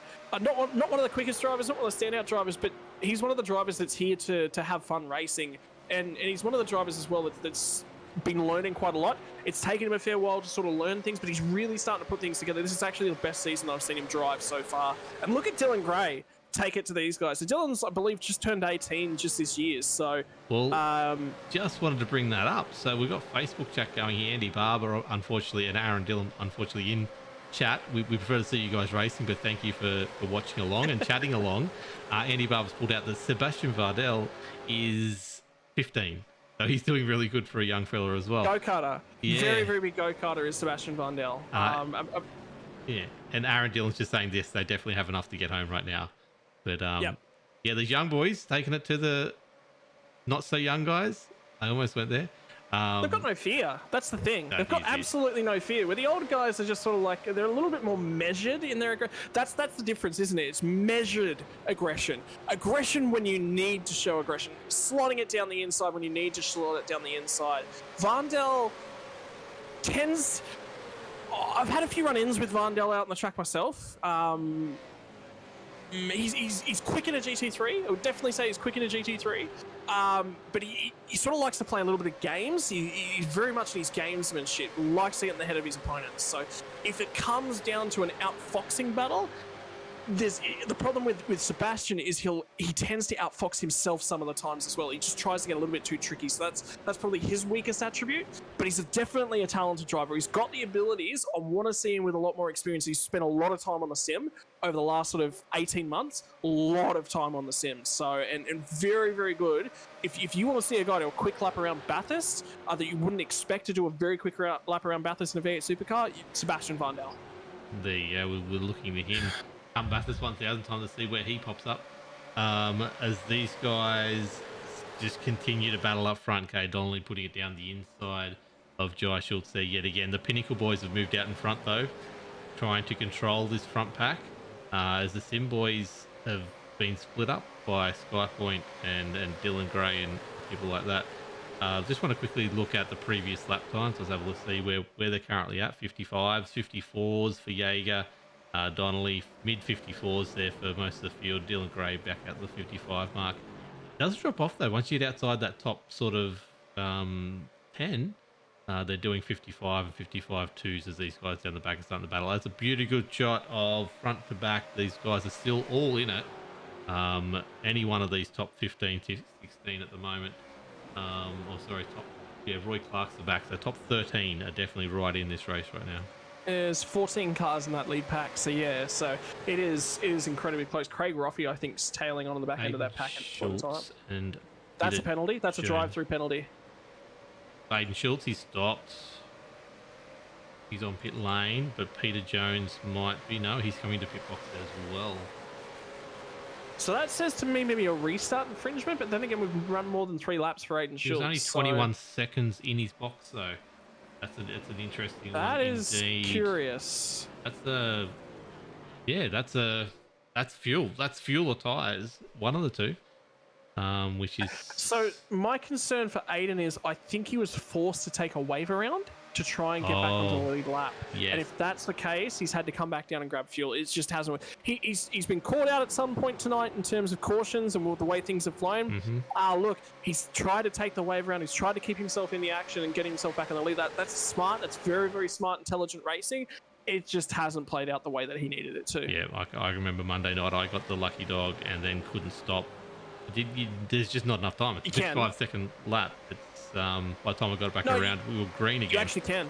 Yeah. You actually can. So the lucky dog actually happens. I believe it's generally the second pass through. The lucky dog will be allowed to wave by, and generally the next time by the pits, it'll actually be open for them. As a lucky dog, you're always going to be the last car in line, so you don't actually mind taking a pit stop and being at the back end of the pack. You're going to get shuffled back there anyway. So that's a little bit of rules knowledge, but that's something. Ovals have such intricate rules and different rules for us circuit races. It's one of those things you've got to make the mistake the first time and go, oh, that's actually how it works, and you pick it up. Yeah, actually, I can't remember much about Monday night. It was so long ago. Peter Jones has been on the pit lane now for 1 minute and 7 seconds as he heads out. So that is maybe even speeding coming in, plus putting fuel on. That looks about right, to be honest. 45-second or 40-second stop and hold plus plus some fuel, so he might have been caught out by everything as well and got speeding in pit lane, but I don't know about that one. There's no damage there on his car. I'm just going to say it. That's what happened. Go with it. As we just these two, Roy Clark's making his way up through this pack. He's up into 12th now, ahead of Jamie Nankervis and Kim Roffey there, holding up of the Roffies in the top 15 there, and just on the back of them is Jamie Nankervis, though, fights back and is gonna not quite drive down the inside of Roy Clark. Roy Clark needs to get on the back of Sebastian there and hopefully push those two to get up into that top 10 position. Would love to see the boys head up in the top 10. That would be a great effort as we go to the front. Justin Witcher controlling this race pretty well, but Cade Donnelly not wanting those pinnacle esports guys to be dominating it, so has moved up and we'll get the lead of the race as we come into turn 1. Whoa. Barry Neal, just Jai Schultz. I thought that was diving down for the lead, but Jai Schultz made a movement there and almost took Barry Neal out. Yeah. So that's just so in terms of what Jai will learn a lesson there, and Barry might be a little bit upset. I would actually recommend that Barry there actually go and have a word to Jai, because Jai's not brand spanking new to ovals, but he is newer to ovals. So very, very good. Another one of these circuit racing talented drivers that's made the move across to racing on ovals. And that's a courtesy thing. And again, it's the same sort of thing. You don't know that until you've made that mistake and somebody's brought it to your attention. So I would definitely recommend Barry there. So Barry's got the run. Jai's made the jerk to the inside right at the same time that Barry's got there. So that's an estimation thing. You've got to be aware of where the car's behind you and what their momentum is. And generally, the word that I go by is block early. I have no problems with blocks. Blocks is just good, hard racing. Just do not throw a late block. Remember Baku, Azerbaijan Grand Prix, Verstappen versus Ricardo Yeah. in the Red Bulls. That is an example of a late block, and that's again, same thing applies here. Block early, no problem. You block late, well, you put us both in the fence. Yeah, definitely. Raymond Jaeger there making some significant moves to get out of the way of something there as well.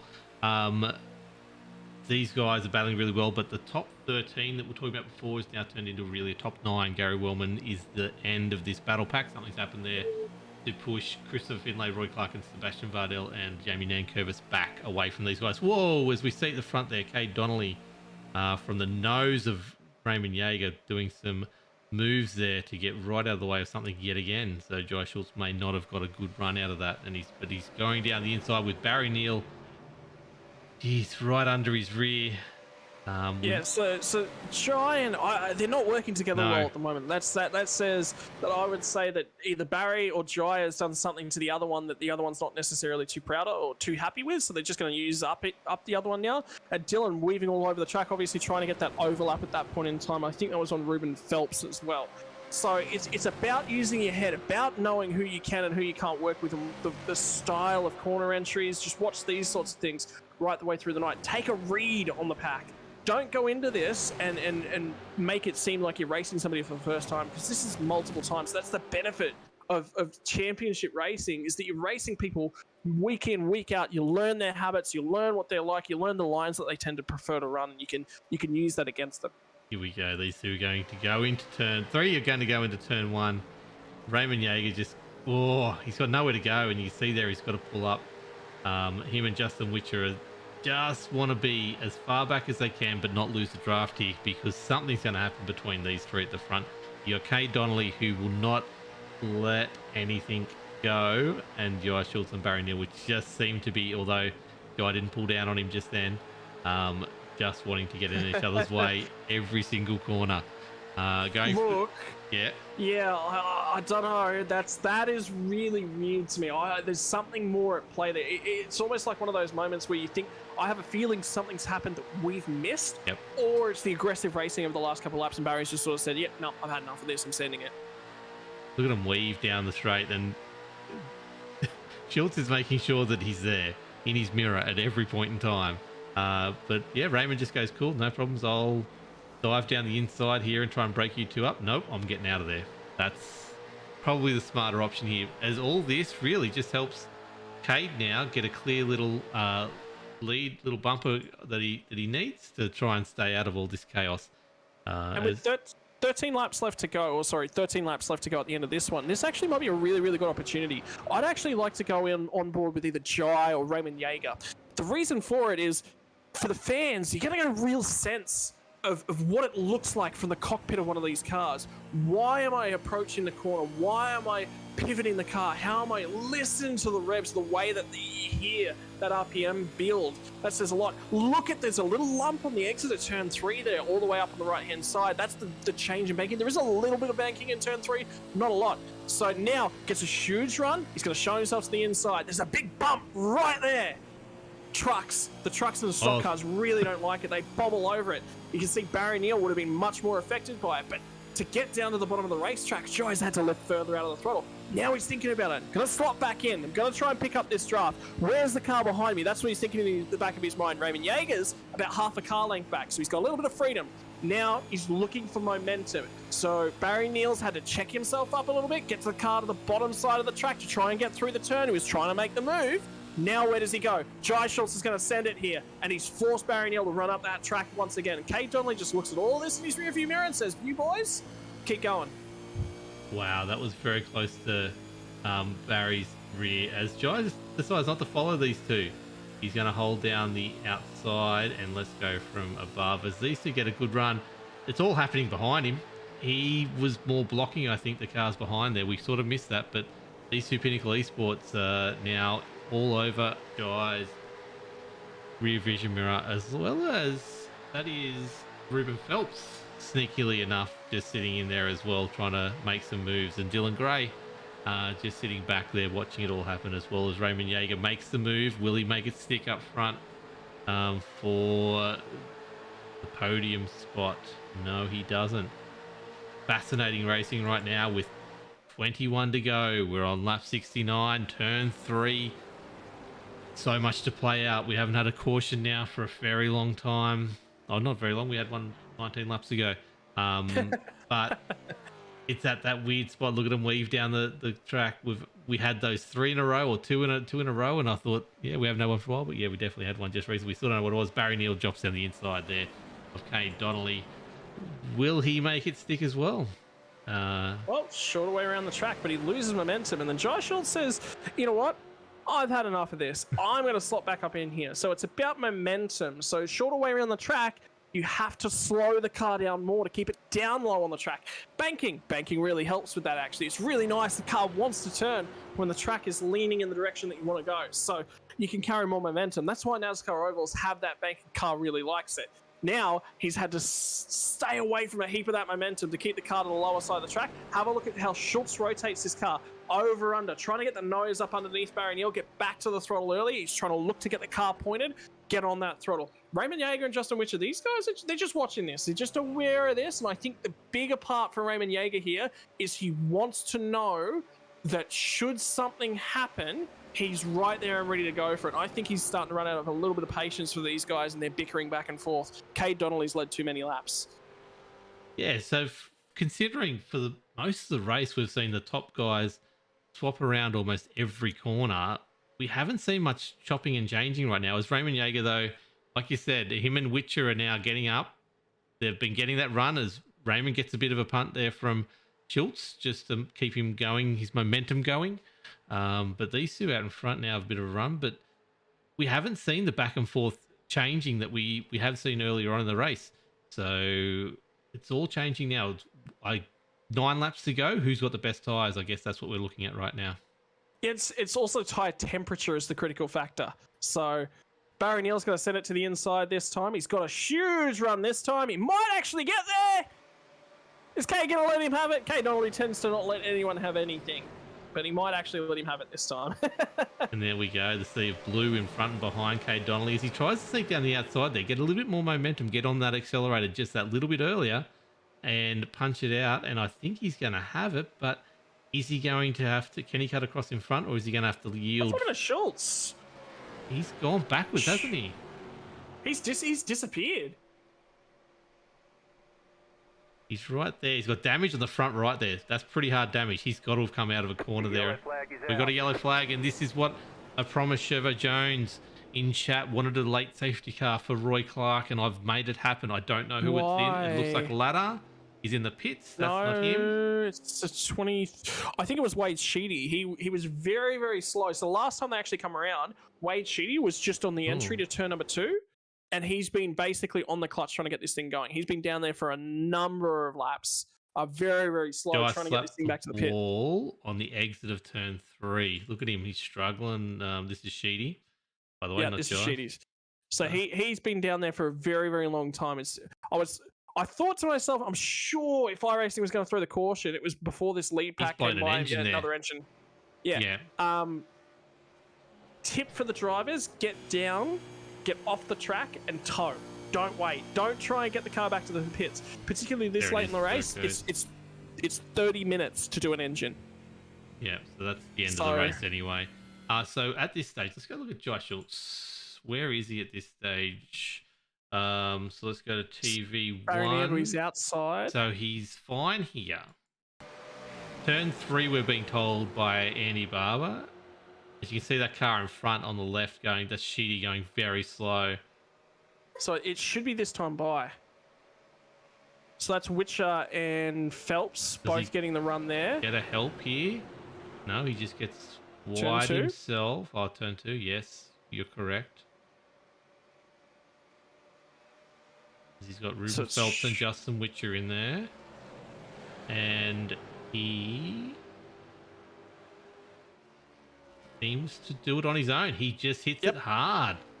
That's a mistake on Jai's part. Very interesting. Ooh. Have a look further back in the pack here. I'm wondering if there's not a few guys who have actually saved tyres. Yes, so that's the next thing I was going to talk about. We'll get about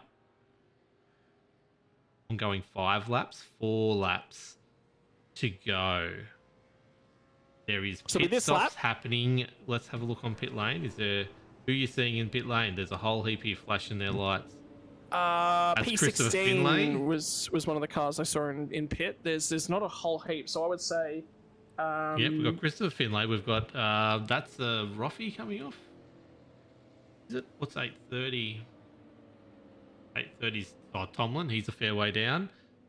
Finlay is a fair way down there, so that's not going to help. But Christopher Finlay, oh, he might just be. He's still on the pits. This is 28, 29, 30 seconds. What's he doing? That's not tyres. He might be trying to repair some damage he's got. I would say, yeah, Chris Finlay looks like he may have a scrub worth of damage, so he's just coming down just to get that all cleaned up. If he's sitting at P13, the car that actually received the lucky dog was actually Aiden Schultz, which was the car that took the wave round on the last caution. So he has gotten himself back onto the lead lap now, and he's back into it. So I would say that Finlay here is just going, look, I'm at the tail end of the pack. I may as well repair this thing because who knows, it might come out in my favor. He's only got to grab a couple spots, and then he's made up any deficits. So yep. Yeah, it's not a huge, like, it's all about positioning. If you're further back in the thing, dropping a few spots means nothing if you're going to get some kind of advantage out of it. If you're at the front, don't be going in to do any kind of damage repair or tyres or fuel with 4 laps to go, unless you've... Yeah. Unless you know you're going to run out of fuel. So there's two mindsets here. If these guys are good on fuel, we're laughing. However, my favorite, NASCAR overtime. You always got to think about green, white checkers in the back of your mind. How much fuel do I need to get back over the line? Should we have to rack them up, stack them up, go through it all again? Don't forget, there's going to be at least 2 to 3 pacing laps should we get another caution here for a green, white checker. So who has the fuel for a green, white checker? I think we're going to see probably, I would say, at least 10 cars come back to pit lane for a splash if we get a green, white checker. Yeah, so this is what happened to me on Monday night. I could have gone, I think I had 25 option to go in, and I had 24 predicted left, so I had the very small amount left in the trucks. I put 32 in just in case it was a green white checker because I wasn't losing track position having to come back in yet again to splash and dash for a green white checker. That's it. You've just got to make the call sometimes. If I'm one of these guys that was at the back end of this pack right now, like Chris Finlayson, even if he wasn't getting damage repaired, in Aiden Schultz's case, I'd actually come back down and grab another splash. Why? Lucky dog. He has to restart at the tail end of the field. Yeah. Okay. Makes no difference, does it? Let's cover off the green white checker. Let's, make sure that we are covered. So I'm just going to go double check on the green white checker rules. As Aiden Schultz is at the back of the pack here as we go around turn 2. Just quickly. There is one. There is only one green white checker. We haven't had that yet. We do have a green white checker. If we get anything before the final lap, we are going green white checker, everyone. Okay, so Justin Witcher, I think, is in the prime seat still for championship. He has done everything he needed to do tonight to get there, considering everyone else who has failed around him. But let's get ready. Let's see what Cade can do from the start of the grid. We've got Chopper again, Barry Neal alongside him, 2 Pinnacles behind, Tim Boys to help him out back there in Troy Davison, and Ruben Phelps, the master of ovals and especially restarts. But Cade has got away, which has helped Raymond get up into second. Barry Neal getting a bit of a bump from Justin Witcher there, trying to help him along. But at the end of the day, it's for nothing because Cade's gets away and Raymond Yeager gets into second. Although Barry Neal could hold some momentum here and get out on top with the banking and hold that momentum as we see there. Roy Clark into 11th. Roy Clark, watch, come on, boy. We can do it. Sebastian and the 2 young guns there right in front of him, Dylan Gray and Sebastian Vandel, are doing a great job as well in the top 10 there. Raymond Yeager has dropped back though. Justin Witcher, we have got the caution. This will bring out that green white checker we were talking about. So the benefit here now is that with the number of caution laps that we're doing, these guys will have the ability to save enough fuel. So it's going to be touch and go. It is, remember, 2.5 mile tracks. There are a couple of tracks on the NASCAR circuit that are 2.5 miles. One of them is Indianapolis. We went there for an Indy 400, 160 laps around a 2.5 miler. That was the Indy 400. That's kicked off the season. Daytona, we had that last week. So we've had a heap of these 2.5 mile tracks. Pocono, Talladega, they're the only others. There it is. It's Aiden Schultz of all people. Just got himself back on the lead lap. has found himself facing the wrong way. With Critically, the car help. doesn't look too bad. No, it looks really good. His teammate was actually the start of it all. We can see just up front there, Sky Point Racing, of just go back a little bit. I'll be able to pick that up. Number Just in behind three that timing there. tower, isn't it? Oh no, there it is. It's 02. So let's go to 02 and Darren McKenzie. So the 831 I was just about to say there. D-Mac. Gotta Peter love D-Mac. Gretton. Another great driver. D-Mac loves himself an aggressive race. Loves getting aggressive on the tyre strategies. Loves just burning fuel. D-Mac is just one of these drivers that he's going to have a crack. He's going to drive the absolute there it is. pistons It's off the actually thing. behind him. So it's actually, it is Mackenzie's involved in that. The number 3 there of Troy Mortensen has just, what do you reckon? Has he come up a little bit? Yep, just a little. So this is one of those cases where both drivers, it looks like Troy's sort of tried to get the car down low. He's had a little bit of a bobble and chased the car up the track. Great job, Finlayson, dodging that one. He's done really well there, and Schultz has done the exact same. He's lost the car dodging it, and he's had a little bit of contact with that next car, but all okay. All okay. Let's have a look on board from Aiden Schultz. So let's go back. Let's have a look at that thing at speed. See what happens there, just from his angle. Just the team's making contact, not good. No, there'll be words in the other team bosses there. He's done a great job, but then, yep, there's a car there, which is funny around. So he's done everything he can. Yeah, everything he can to avoid it. Side contact, maybe a little bit of rear contact with the wall there, but I otherwise, don't think so. From what I saw, he actually pulled it up just shy of the fence. I think he's actually okay here. Now, he'll restart at the tail end of the field, but he was already there. So. Yeah, exactly. So I don't think the damage there is really going to hurt him. So the tyres might be a bit hot, but anyway, it's an unlucky night for Aiden Schultz. As we said, he's either up front or not up front. That's the two options for Aiden Schultz. But isn't everyone in the field this season? It's been the most mixed up season that we've seen in sort of Australasian Supercars eSeries history.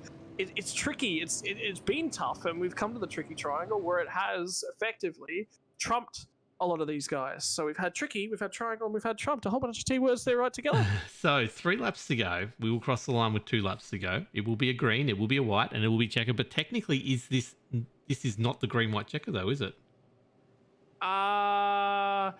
If we go green this lap, it won't be a green-white checkers. If we go green next lap, yes, it will be. Okay, cool. So what's your thoughts, mate? What's your thoughts? Is the pace car coming in now? Are we about to get going? No, we're going on a lap. So it will be... Oh, it is too. Look at that. Green, white, checker, it will be. So this will be the one. There'll be nothing more for this. These guys have to get around 1 lap green. Otherwise, if we finish under yellow, whoever's in front wins the race under yellow. Otherwise, we will get a race to the finish, which is what we want from tonight. What's your pick? Kay Donnelly, Barry Neal, Justin Witcher, Raymond Yeager, Troy Davison.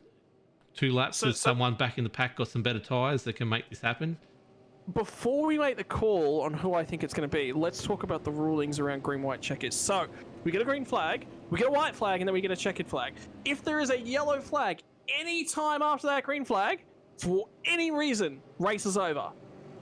The positions as they stand are locked in. Now, my choices based upon that, Donnelly's got this in the bag. He has been unable to be passed. The only concern, and I mean the only concern, is fuel. Now, he's led a lot of laps out front, has Kate Donnelly. So he is, for my liking, he may be on fumes. I think he's okay. I really do think he's okay here, and he's going to get a great launch, and he's going to win this thing. And he's done phenomenal on restarts, the last couple of restarts, so... As Barry Neal tries to overtake the pace car there. So this is showing current stint. So we are looking 29, 30 laps for all these guys. As you said, being out in front does change things a little bit. So yes, it is a problem. So if we get a caution, like if we get an incident on the... Can we have a look at the length of their last pit stops? Yes, we can. Show length of last pit stops. 28 for Donnelly, 17 for Neal. Neal's the one I'm concerned about, but Neal's he is off no, strategy. he took a splash, remember? Yes, yeah, which so is the problem. Okay. Witcher is in trouble. I think Witcher's going to run out of fuel. Have we got enough time to go on board Witcher? We do not. We are about to start. I'll see he feels clutching it right now, but we cannot. We are ready to go. Let's get this green in. Let's get a safe lap, guys. Let's see what happens as Cade Donnelly takes it away. Green flag. There we go, and he gets the jump. As we see some cars getting out of line back there in the back of the field. Wow, everything's happening. We're 5-6 wide here going down the straight. But Cade Donnelly, which has got in front of Barry Neal, which is a very important move this stage of the race, as Troy Davison comes up to try and get himself in the podium before any chaos ensues behind him. But now it's going to be on the top side of the track. It is going to be Barry Neal. Let's get back in the drafting lane now, showing the nose to the inside. It's going to be Justin Witcher. He's got the nose ahead. Should the caution flag fall? Now race over. Justin Witcher's going to take this one. And Barry's gone sideways. Barry Neal is all out of sorts. They're going to fan their way out. They're going to get through. It's still green. We're going to get back for a white flag. Should we get past this next corner? And Donnelly's going backwards for the first time tonight. We thought that there was a huge question mark over Justin Witcher's fuel. Now, all of a sudden, I'm starting to question whether Cade Donnelly has enough fuel. White flag in the air. 1 lap to go. Brought to you by My Private Seller. And it is Justin Witcher who leads the field down into turn number 1. And he's got about 5 car lengths over the field. If you're going to wait all night to show a turn of pace, this is how you do it for Witcher. He's won this championship a whole boatload of times. Now Donnelly's going backwards. It's going to be Troy Davidson who slots into P2. And another car, Raymond Yeager. He won the last championship. He knows how to race it out of the lows dying laps. And Donnelly's going backwards. Donnelly's out of tyre. Donnelly in the fence. Wellman trying to dodge him in behind. They're fanning out. This is for P3. Raymond Yeager's got the lead of this battle. Now it's going to be Donnelly trying to run it around the outside. Looking for a run up on the rear bumper is Peter Matson. Where's Matto come from? Absolutely nowhere. Witcher will win. Davison will take P2. The lights are flashing and it's going to be Raymond Yeager. They come to blows. Crossing the line, Raymond Yeager takes it by absolutely nothing. I want to keep this is all provisional right now because of last week. I want to make that clear because there was some contact there just going across the line. If incidents are a problem, we could have some changes here. I can't see anything happening. Justin Witcher. Oh, there we go. Big crash in the background. That is Cade Donnelly basically saying, well, I had it. I didn't want to see that caution flag. Let's go back and let's have a look at Cade Donnelly's last couple of turns here. Yeah, you can see there that's already happened. Whatever happened to him, it's already happened there. So this is the finish line. He just couldn't get the car turned into turn 2 from the high side. I think this is the first time in a fair while that he's been on the high side here. Does get a really good run here, and have a look at the run from Peter Matson down at the bottom side of the track, trying to keep this thing parked on the bottom. Nearly nudges Raymond Yeager, but Yeager just gets such a good launch here. And you've got to feel bad for Gary Wellman. He's boxed in against the wall. He wants to support his teammate. He wants to go for a run at a position here. Does Wellman actually get it over Matson? No, it's going to be Matson that finishes P5. So great finish by Matson. Yeah, wow, that is so close. All the contact is after the line, so that's okay then. But Raymond Yeager has got across. Trying to look here, 0.013 of a second ahead of Cade Donnelly to get that podium position. But it's all Justin Witcher's night. He absolutely nailed that restart. He nailed those last 2 laps. He put himself in the position, showed the turn of pace that he needed to get in front, as we see the 2 of them there. Sharing the honours in doing the doughies as Raymond Yeager smashes his rear end. It's not a very good doughy, Raymond. Come on, bad luck. But you'd think last season's champion would know how to do donuts properly. So you got it all wrong, I must say. Justin Witcher had plenty of fuel, and he showed and got it across the line to win the race. It's brought to you by My Private Seller. I haven't even had a chance to mention all those other sponsors that have been flicking down in the bottom left-hand corner, right-hand corner. I don't know how it works, left-hand corner. Thank you to everyone who makes this broadcast come to you guys, because it is an amazing. But let's go through. Justin Witcher in first, 0.4 of a second ahead of Troy Davidson. Pretty big lead in the end there. Raymond Yeager gets that final spot on the podium, marginally ahead of Cade Donnelly, marginally ahead of Peter Matson, and marginally ahead of Gary Wellman. What a finish they had. Jamie Nankervis in 7th, Ruben Phelps in 8th, Dylan Gray in 9th, great run from him, and Jai Schultz in 10th there. The number 1 Schultz for tonight. You've got to say, though, for Jai Schultz, what could have been. Kim Roffey, the 099 entry, first car outside the top 10. Roy Clark, great finish for him. Aiden Schultz recovers from being 1 lap down later on in the piece to finish in P13. Only 3 seconds off the lead, to be honest. That's a great effort. Barry Neal, when he got that green-white checker, restarted P2, finished P16. Another car where you say what could have been. Sebastian Vandel, Christopher Finlay, 2 more guys that I was sort of sitting there and I was thinking in the back of my mind, come on, Chris, you can do it, buddy. And Vandel will be what could have been. No cars at 1 lap down, 2 cars at 2 laps down. Peter Jones, Nicholas Walsh there. And then we throw it back to the cars that have had a slide hammer taken to them, I think, in pit lane. Peter Gretton, Michael Berta, Craig Roffey, Darren McKenzie. I tell you what, Craig Roffey, he'll be ruining tonight's race. There's a lot of opportunities that could have been wrong place, wrong time for him. Tristan Koch, Michael Ladder, Wade Sheedy, Darren Robb. So Sheedy, these are your retirements from here on back, with Sheedy's engine expiring late in the race, triggering those final 2 cautions. As we get ready, to go to some commentary stuff, I shouldn't do that. Mate, I tell you what week in, week out, it's been a cracker. Matty Simpson, mate. Oh, Matty Simpson's a lovely, lovely guy. Played the strategy battle, didn't go his way. Brad Fenley will lose a ton of spots in terms of the championship chase, sitting in P31. Steve Hall, P32.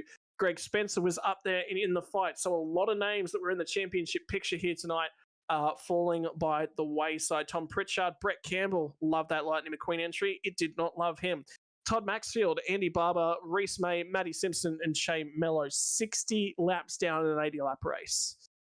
Yes, as we just finished it off, we may as well. Warwick Sharp, 41, 41st, Aaron Dillon, 42nd, Philip Howe, 43rd, Alan Gill, 44th, and John Quaz, 82 laps down for those two in an 80-lap race. So they didn't take the green, yeah. No, I was about to say, so because, all good.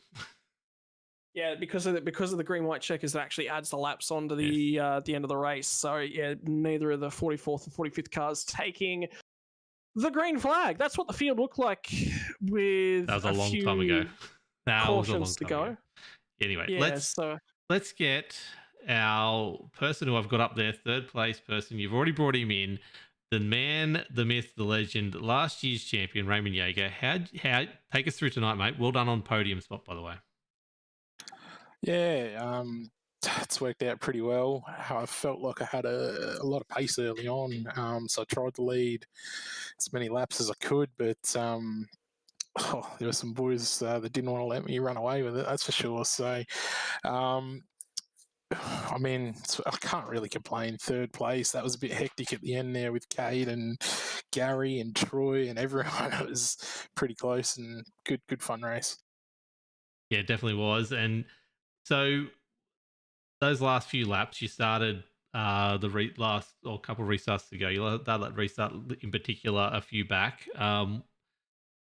You and Witcher seem to be working pretty well together to not go for the lead. How bad was it that you wanted to get up through the field in that last lap? How easy was it, getting through those last couple of people to get on the podium? Oh, definitely not easy, mate. No one gives anything in those last couple of laps, so you got to take everything you get. So I think I restarted 4th, but coming out of 1, I left it in 6th gear instead of 5th and dropped like a stone and dropped back to about 6th, I think. And then from there, I just had to elbows up and push through, basically. So I knew I had the pace, but yeah, I made a mistake and paid for it, I think. So those first half of the race, we saw obviously you and Barry Neal and a few others there fighting out for that first spot, basically swapping it out almost every corner. At the end of the race, we didn't see it happening quite as much. What was different in that first half of the race?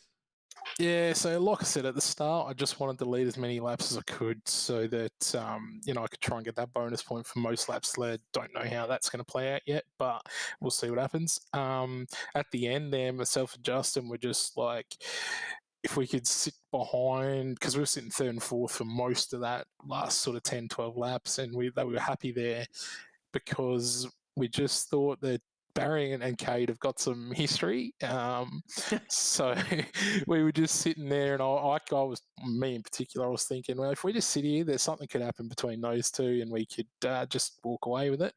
But that was the plan. And then the last caution came out, and obviously green white checker, if the caution comes out before you get back to the line, it's over. So we were just like, we just got to get to the front. Justin did that. Amazing drive from him. He's too good in these cars. There's a reason he's the 2-time champion in this series. So great drive from him. Well done, Troy, to get up to second. Great race. Yeah, it was. There was something happening the whole way through that. Quickly defending your title.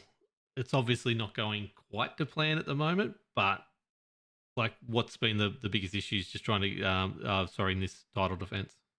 Yeah, it's not going at all to plan, mate. Keep getting caught up in stuff. And last week had a lot of pace, just didn't get caught up in anything either. Just my internet dropped out and lost 2 laps. So, we just salvaged what we could last week, but that's just technical stuff. So can't do much about that. Week before, just got caught up in a wreck, and sometimes that happens. So, but other than that, I think we came second or third in round 1 and third again tonight. So if things go well, I think I've got the pace to be able to sort of put up a challenge to defend the title. But obviously things don't always go the way you want. Yeah, that's it. But look, it's one of those seasons where it seems to be very hard to stay consistent. So I think you're on the good side of that at the moment. So seems to be everyone has a bad week at this stage. So hopefully it all plays out in the long run for you. But look, who do you want to thank, and who do you want to shout out? Yeah, absolutely. Like you said, so far this season, it's been all over the place. With these sorts of fields, it's going to happen. Like 40-odd cars every week is more than I could have imagined. So firstly, just want to thank the boys at Pinnacle Esports Racing, Justin Witcher, Greg Spencer, Nigel Patton, Matt Patton. They just make getting on and racing a lot more fun than doing it by yourself. So appreciate that. The team sponsors, which are Electrics and the Sim Racing Edge, who give us our setups. We had a killer one for Charlotte the other day, so that was good. And while I'm here, I'll just thank the league sponsors because they put in a lot of money that helps us out. Is My Private Seller, you boys, for putting on an amazing broadcast every week. Locked on Lads TV, fantastic. United Electrical Solutions, Hot Toddies, heating installs. Again, the Sim Racing Edge, Pagnian Advanced Simulation, and Witcher Electrics. So without all of those guys, it would be a lot harder to make this league as good as it is, in my opinion. Yeah, definitely. I don't think I had enough time to shout out all those guys tonight, but I have got the ticker going down the bottom left-hand corner tonight. It's working. It's got everyone even hot toddies, so it's working. Yeah, I did see that, so that's good. Okay, so thanks heaps for your time, Raven. Good luck with the battle for the championship, as you got a long season ahead of you, mate, so you got plenty of time to get it back. But well done tonight, and we'll talk to you again very soon, I'm sure. Very easy. Thanks, Wilco. Thanks, Scott. Good work. And that's Raymond Yeager. So next on the grid, I don't even remember Troy Davison being up the front for much at all, but he did. So Troy Davison ended up second on the podium. Congratulations, mate. Well done on a great race. Yeah, cheers, Wilco. Two from 2 seconds, 2 weeks in a row. So, it'd be nice to get the top step, but no, I'll take that. Before I dropped you in, I was just saying that you just weren't one of the ones that was battling for that top 3 in particular. Like you were always there. The Sim boys had a big showing at the front of the pack, but you seem to always let Cade and the others sort of, and especially at the start, Christopher Finlay was always in there, but you had it where it counted. Like, what was that for that? Take us through those last 2 laps. Yeah, it's sort of part of my strategy. I sort of just, I knew there might be a yellow towards the end, which obviously there was 2 or 3 in the end, but I just wanted to make sure I had tyres because, like, in this series, you only got 1 set of tyres. So I took them, I think about 30 laps to go or whatever. And I just wanted to make sure I had tyres, for the sprint. But, it seemed to be there. But, I was the only one sort of out of our team that was nominated this week too that was sort of left. So I sort of just wanted to sacrifice any points I could out of that too. I didn't want to do anything stupid and get caught in a wreck. So, yeah, it wasn't too bad in the end. What was different about, like, you've got 2 in a row here? Like, what's happened to you over the last couple of weeks? Are you just getting a good rub of the stick, or what?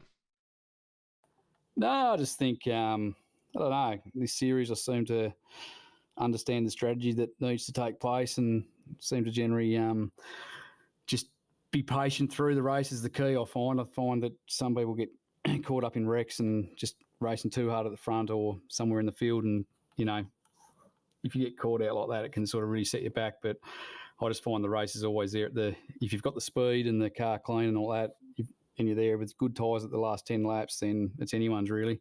Yeah, definitely. So we mentioned a few times the 3 of you sim boys racing in amongst each other, some close calls at some stages. What's it like racing with those other 2 at the front of the pack? Yeah, normally, one or two of us will want to go for the all-out win sort of thing. I was happy just to I was pretty keen just to get a top 5 tonight, just sort of wanting to play the long game for the championship if I can sort of thing. But I missed the first round, but I think there might be 2 drop rounds in this series. But yeah, I sort of knew it was going to be on for the first spot, and then just bit me time, and the gap opened up and went for it when it counted, and just fell one short. But no, I'll take that. Definitely take that. It was a very, very impressive drive, mate, from all that front crew, but especially you getting second place. Very well done, mate. Who do you want to thank and who do you want to shout out? Yeah, cheers. We'll go just our sponsors, our team sponsors, Hot Toddy Heat installs, United Electrical and Ferris Shifters, and just again the series Locked On Lads, you guys for the broadcast, all the series sponsors. It's definitely growing this series, I think. So it's great to see. Can I ask one question before I kick you out of here? Are you in a chat with Cade Donnelly? Yeah, we are. Yeah. Oh no! What's it like racing with him? Like he was doing some really good moves tonight, but did he get angry at all? Oh, yeah, we normally. Yeah, he sort of keeps it pretty tame with us, I think. But I don't know what to say to that really. Him and Barry were having some good battles tonight. I would have been interested to be a little fly in your little Discord, I think, at points in that race. Yeah, probably lucky there's no webcams. I'll just leave it at that. Excellent. Well, thank you very much for your time, mate. Congratulations, and we'll talk to you again very soon, I'm sure. Yeah, cheers, fellas. Have a good one. Oh, no, Wilco. What no. did I do? Mate, you got to ask the hard questions. I wouldn't have asked that. That's why I love broadcasting with people that you haven't broadcasted with much before, because you just some of them just ask things that others wouldn't. Yeah, you got to go there. I love it. I love it, man. It's interesting. Yeah, good job. Let's finish it off. Let's bring up the man who we thought was maybe short of fuel at one stage, but no, he wasn't. He won the race. Very well done. Almost half a second there. Justin Witcher, mate, congratulations. Yeah, thanks, boys. Can I ask how were you on fuel?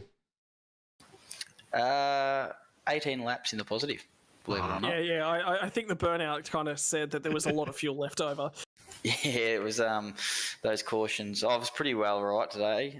Didn't make the same mistake twice. But yeah, those last few cautions helped out.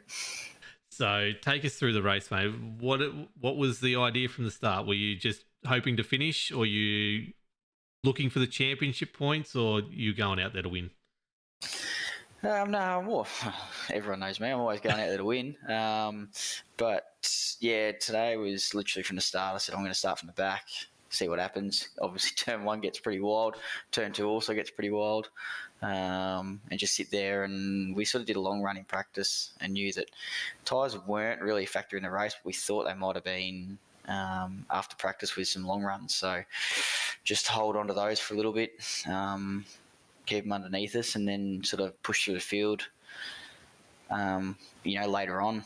And yeah, sort of, like I said, there was a few times we got caught after cautions right in the thick of it, but got through unscathed, and yeah. You had a little bit of a time, we talked to Raymond Yeager before, in that later stage of the race where you guys were just letting the 2 go off in front. What was that like, watching the 3 cars in front of you and Raymond battle it out? Yeah, I think Raymond was a bit more comfortable than what I was. He was sort of saying, just hold, and I was like, I want to get out of here. I don't want to be anywhere near this. But yeah, like they were racing hard, they were racing clean. It was just, like I said, just waiting for something to happen. And if it didn't, then we sort of thought, well, we're at least 2v, 3, I guess.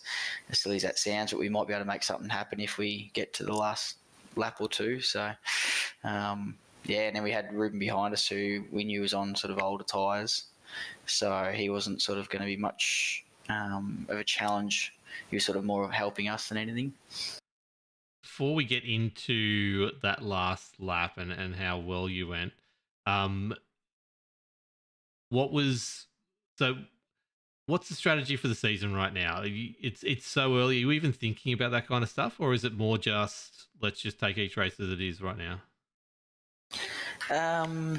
Yeah, I'll try and take it one race at a time. I know it sounds cliche as hell, but it's great. Yeah, cliche as all hell. But yeah, like the last, the 2 times I won it, one I had an absolute ripper start, and then sort of dropped off towards the end, and the other one was vice versa. I had an absolute, not a horror start, but had a few bad finishes, and then sort of slowly got back into form.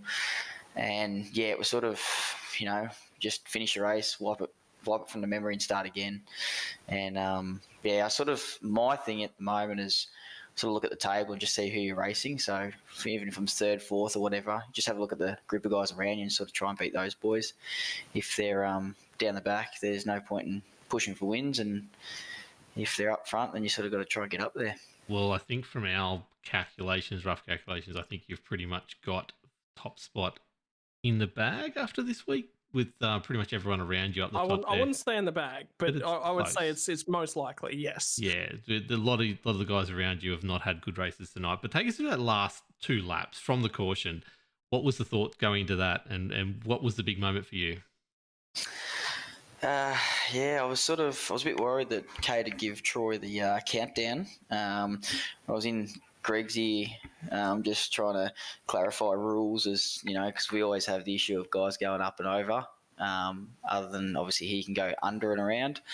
So I sort of just had her sit pegged in sort of second gear, just waiting for the rear of Cade's to drop and just sort of chase after him.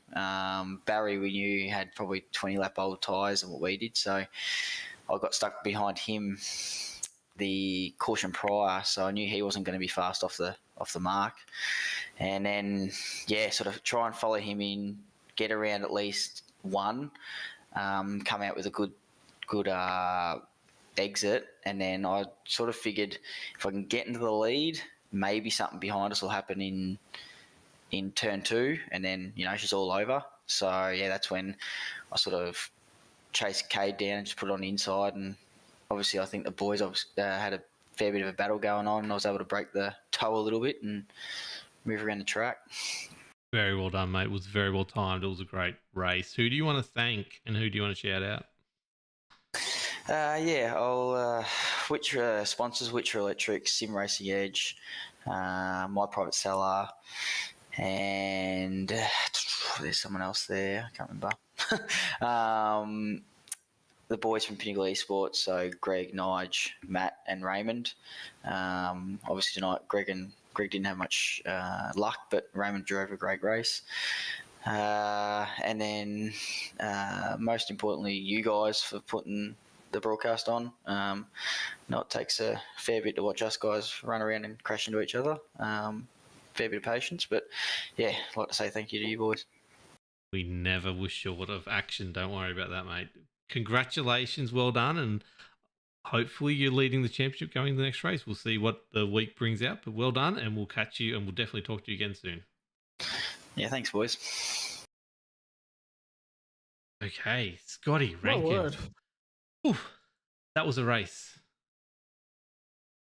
What? My vocal cords, they're done. Like, how many weeks in a row have we had finishes like these again? Hang on. Oh, wait. No, it's actually quite easy every week. Every week. And even the weeks I wasn't here for last season, we were sort of pseudo doing the job as well. But yeah, look, this has been an amazing start to the season, and as we went through the table before, it's anyone, like, we know it's a long season, but it really is. There's no standout leader. There's no person dominating. There's no one who is guaranteed of doing anything so far this season. We've got probably 10, 15 extremely strong drivers in this field, maybe even a few more than that. And we've got a whole heap of other drivers that are really only tenths away from those guys, or not even tenths, like a tenth away from these guys. And the best part, Wilco, is this season doesn't close its entries off. If you have seen the racing that has been put on over the last several weeks and you're going, oh yeah, I'll have a bit of that. Well, my word, what are you doing next Sunday night? Get involved. Australasian Supercars eSeries over on Facebook. You'll find yourself a Discord link there. That has all the information to get involved. Join up. If you have ever taken a look at racing and been like, oh yeah, oval racing, it's just a little bit of turning left, come find out next week how easy it is. Wilco, how easy is oval racing again? It's super easy, mate. It even makes someone like me look good. No, it's not at all. It's extremely hard. And when we're talking tenths, is a lot. So 13 thousandths decided P3 and P4 tonight. Yeah, so look, we're heading to Kansas Speedway next week, of all places, before we have the week off. It is so much about throttle management, so much about brake management when you need to brake on certain tracks, and steering inputs. You will learn a lot from racing, and this is probably, doing it in a V8 is something completely different because it's not something that you see normally. But look, you'll get a lot out of it if you come and join the league. Go check out the Facebook page, Australasian Supercar eSeries. It's pretty easy to find. That will have all your links you need to do to jump in. Definitely check out my private seller, Edge Setups, Witcher Electronics, and Hot Toddies, as well as that one that I can't pronounce, Pagani. What is it? Pagnian Simulations. That one, check them out as well. And United Electrics, I say them already. Locked On Lads TV, check them out if you want. They're a bit of tools, but they have some fun sometimes. But yeah, thank you to everyone who's been supporting us and watching us. The numbers have been really great. All the subscriptions on YouTube have really helped bump the numbers, and we're doing really well. So thank you, everyone. But close it out for me, Scotty. What did you think of tonight? What do we expect with Kansas next week? And how much do we need this week off? Well, Josh Schultz and Barry Neal don't want to see each other next week, I'll tell you that much. Kansas, what we're going to expect from Kansas, a little bit similar to what you've seen tonight, except for the turns, they're a lot more consistent. The issue with Kansas is all draft track. The field's going to stay together. You've got to look after that front right tire so it can look after you later on in the race. You want pack racing? There's more of it this time again next Sunday. That's it. Definitely check it out. 134 laps as we bring it back to you. So between now and then, Locked On Lads TV will be back for the Anscar Thunder Series on Wednesday night. I don't know where they're going to, but it will be happening next Wednesday night. We'll be back here Sunday night again for that. Between now and then, I don't know what else we'll be doing because my life is crazy at the moment. There's no word of a lie. But if you want to check out all that content, keep up to date with anything we may or will be doing in the future. We are looking to some enduros and some charity events around it. Locked On Lads on Facebook, lockedonlads.com, lockedonlads.com/Discord is the Discord link for you to jump in. And like I said, YouTube going great. Locked On Lads YT on YouTube, Locked On Lads on Twitch. You know how to find it all. It's all there, but I've got to say it anyway because I need to promote it because I need your help getting it bigger and better. But thank you everyone who has been doing that. Thank you Raymond Yeager for putting on an amazing league. Well done to Justin Witcher, Troy Davison, and that guy I just mentioned, Raymond Yeager, for a great night tonight. And look, Roy Clark, just lift, mate. Just lift. But until next week, thank you everyone. Have a great week and we'll talk to you later. Bye.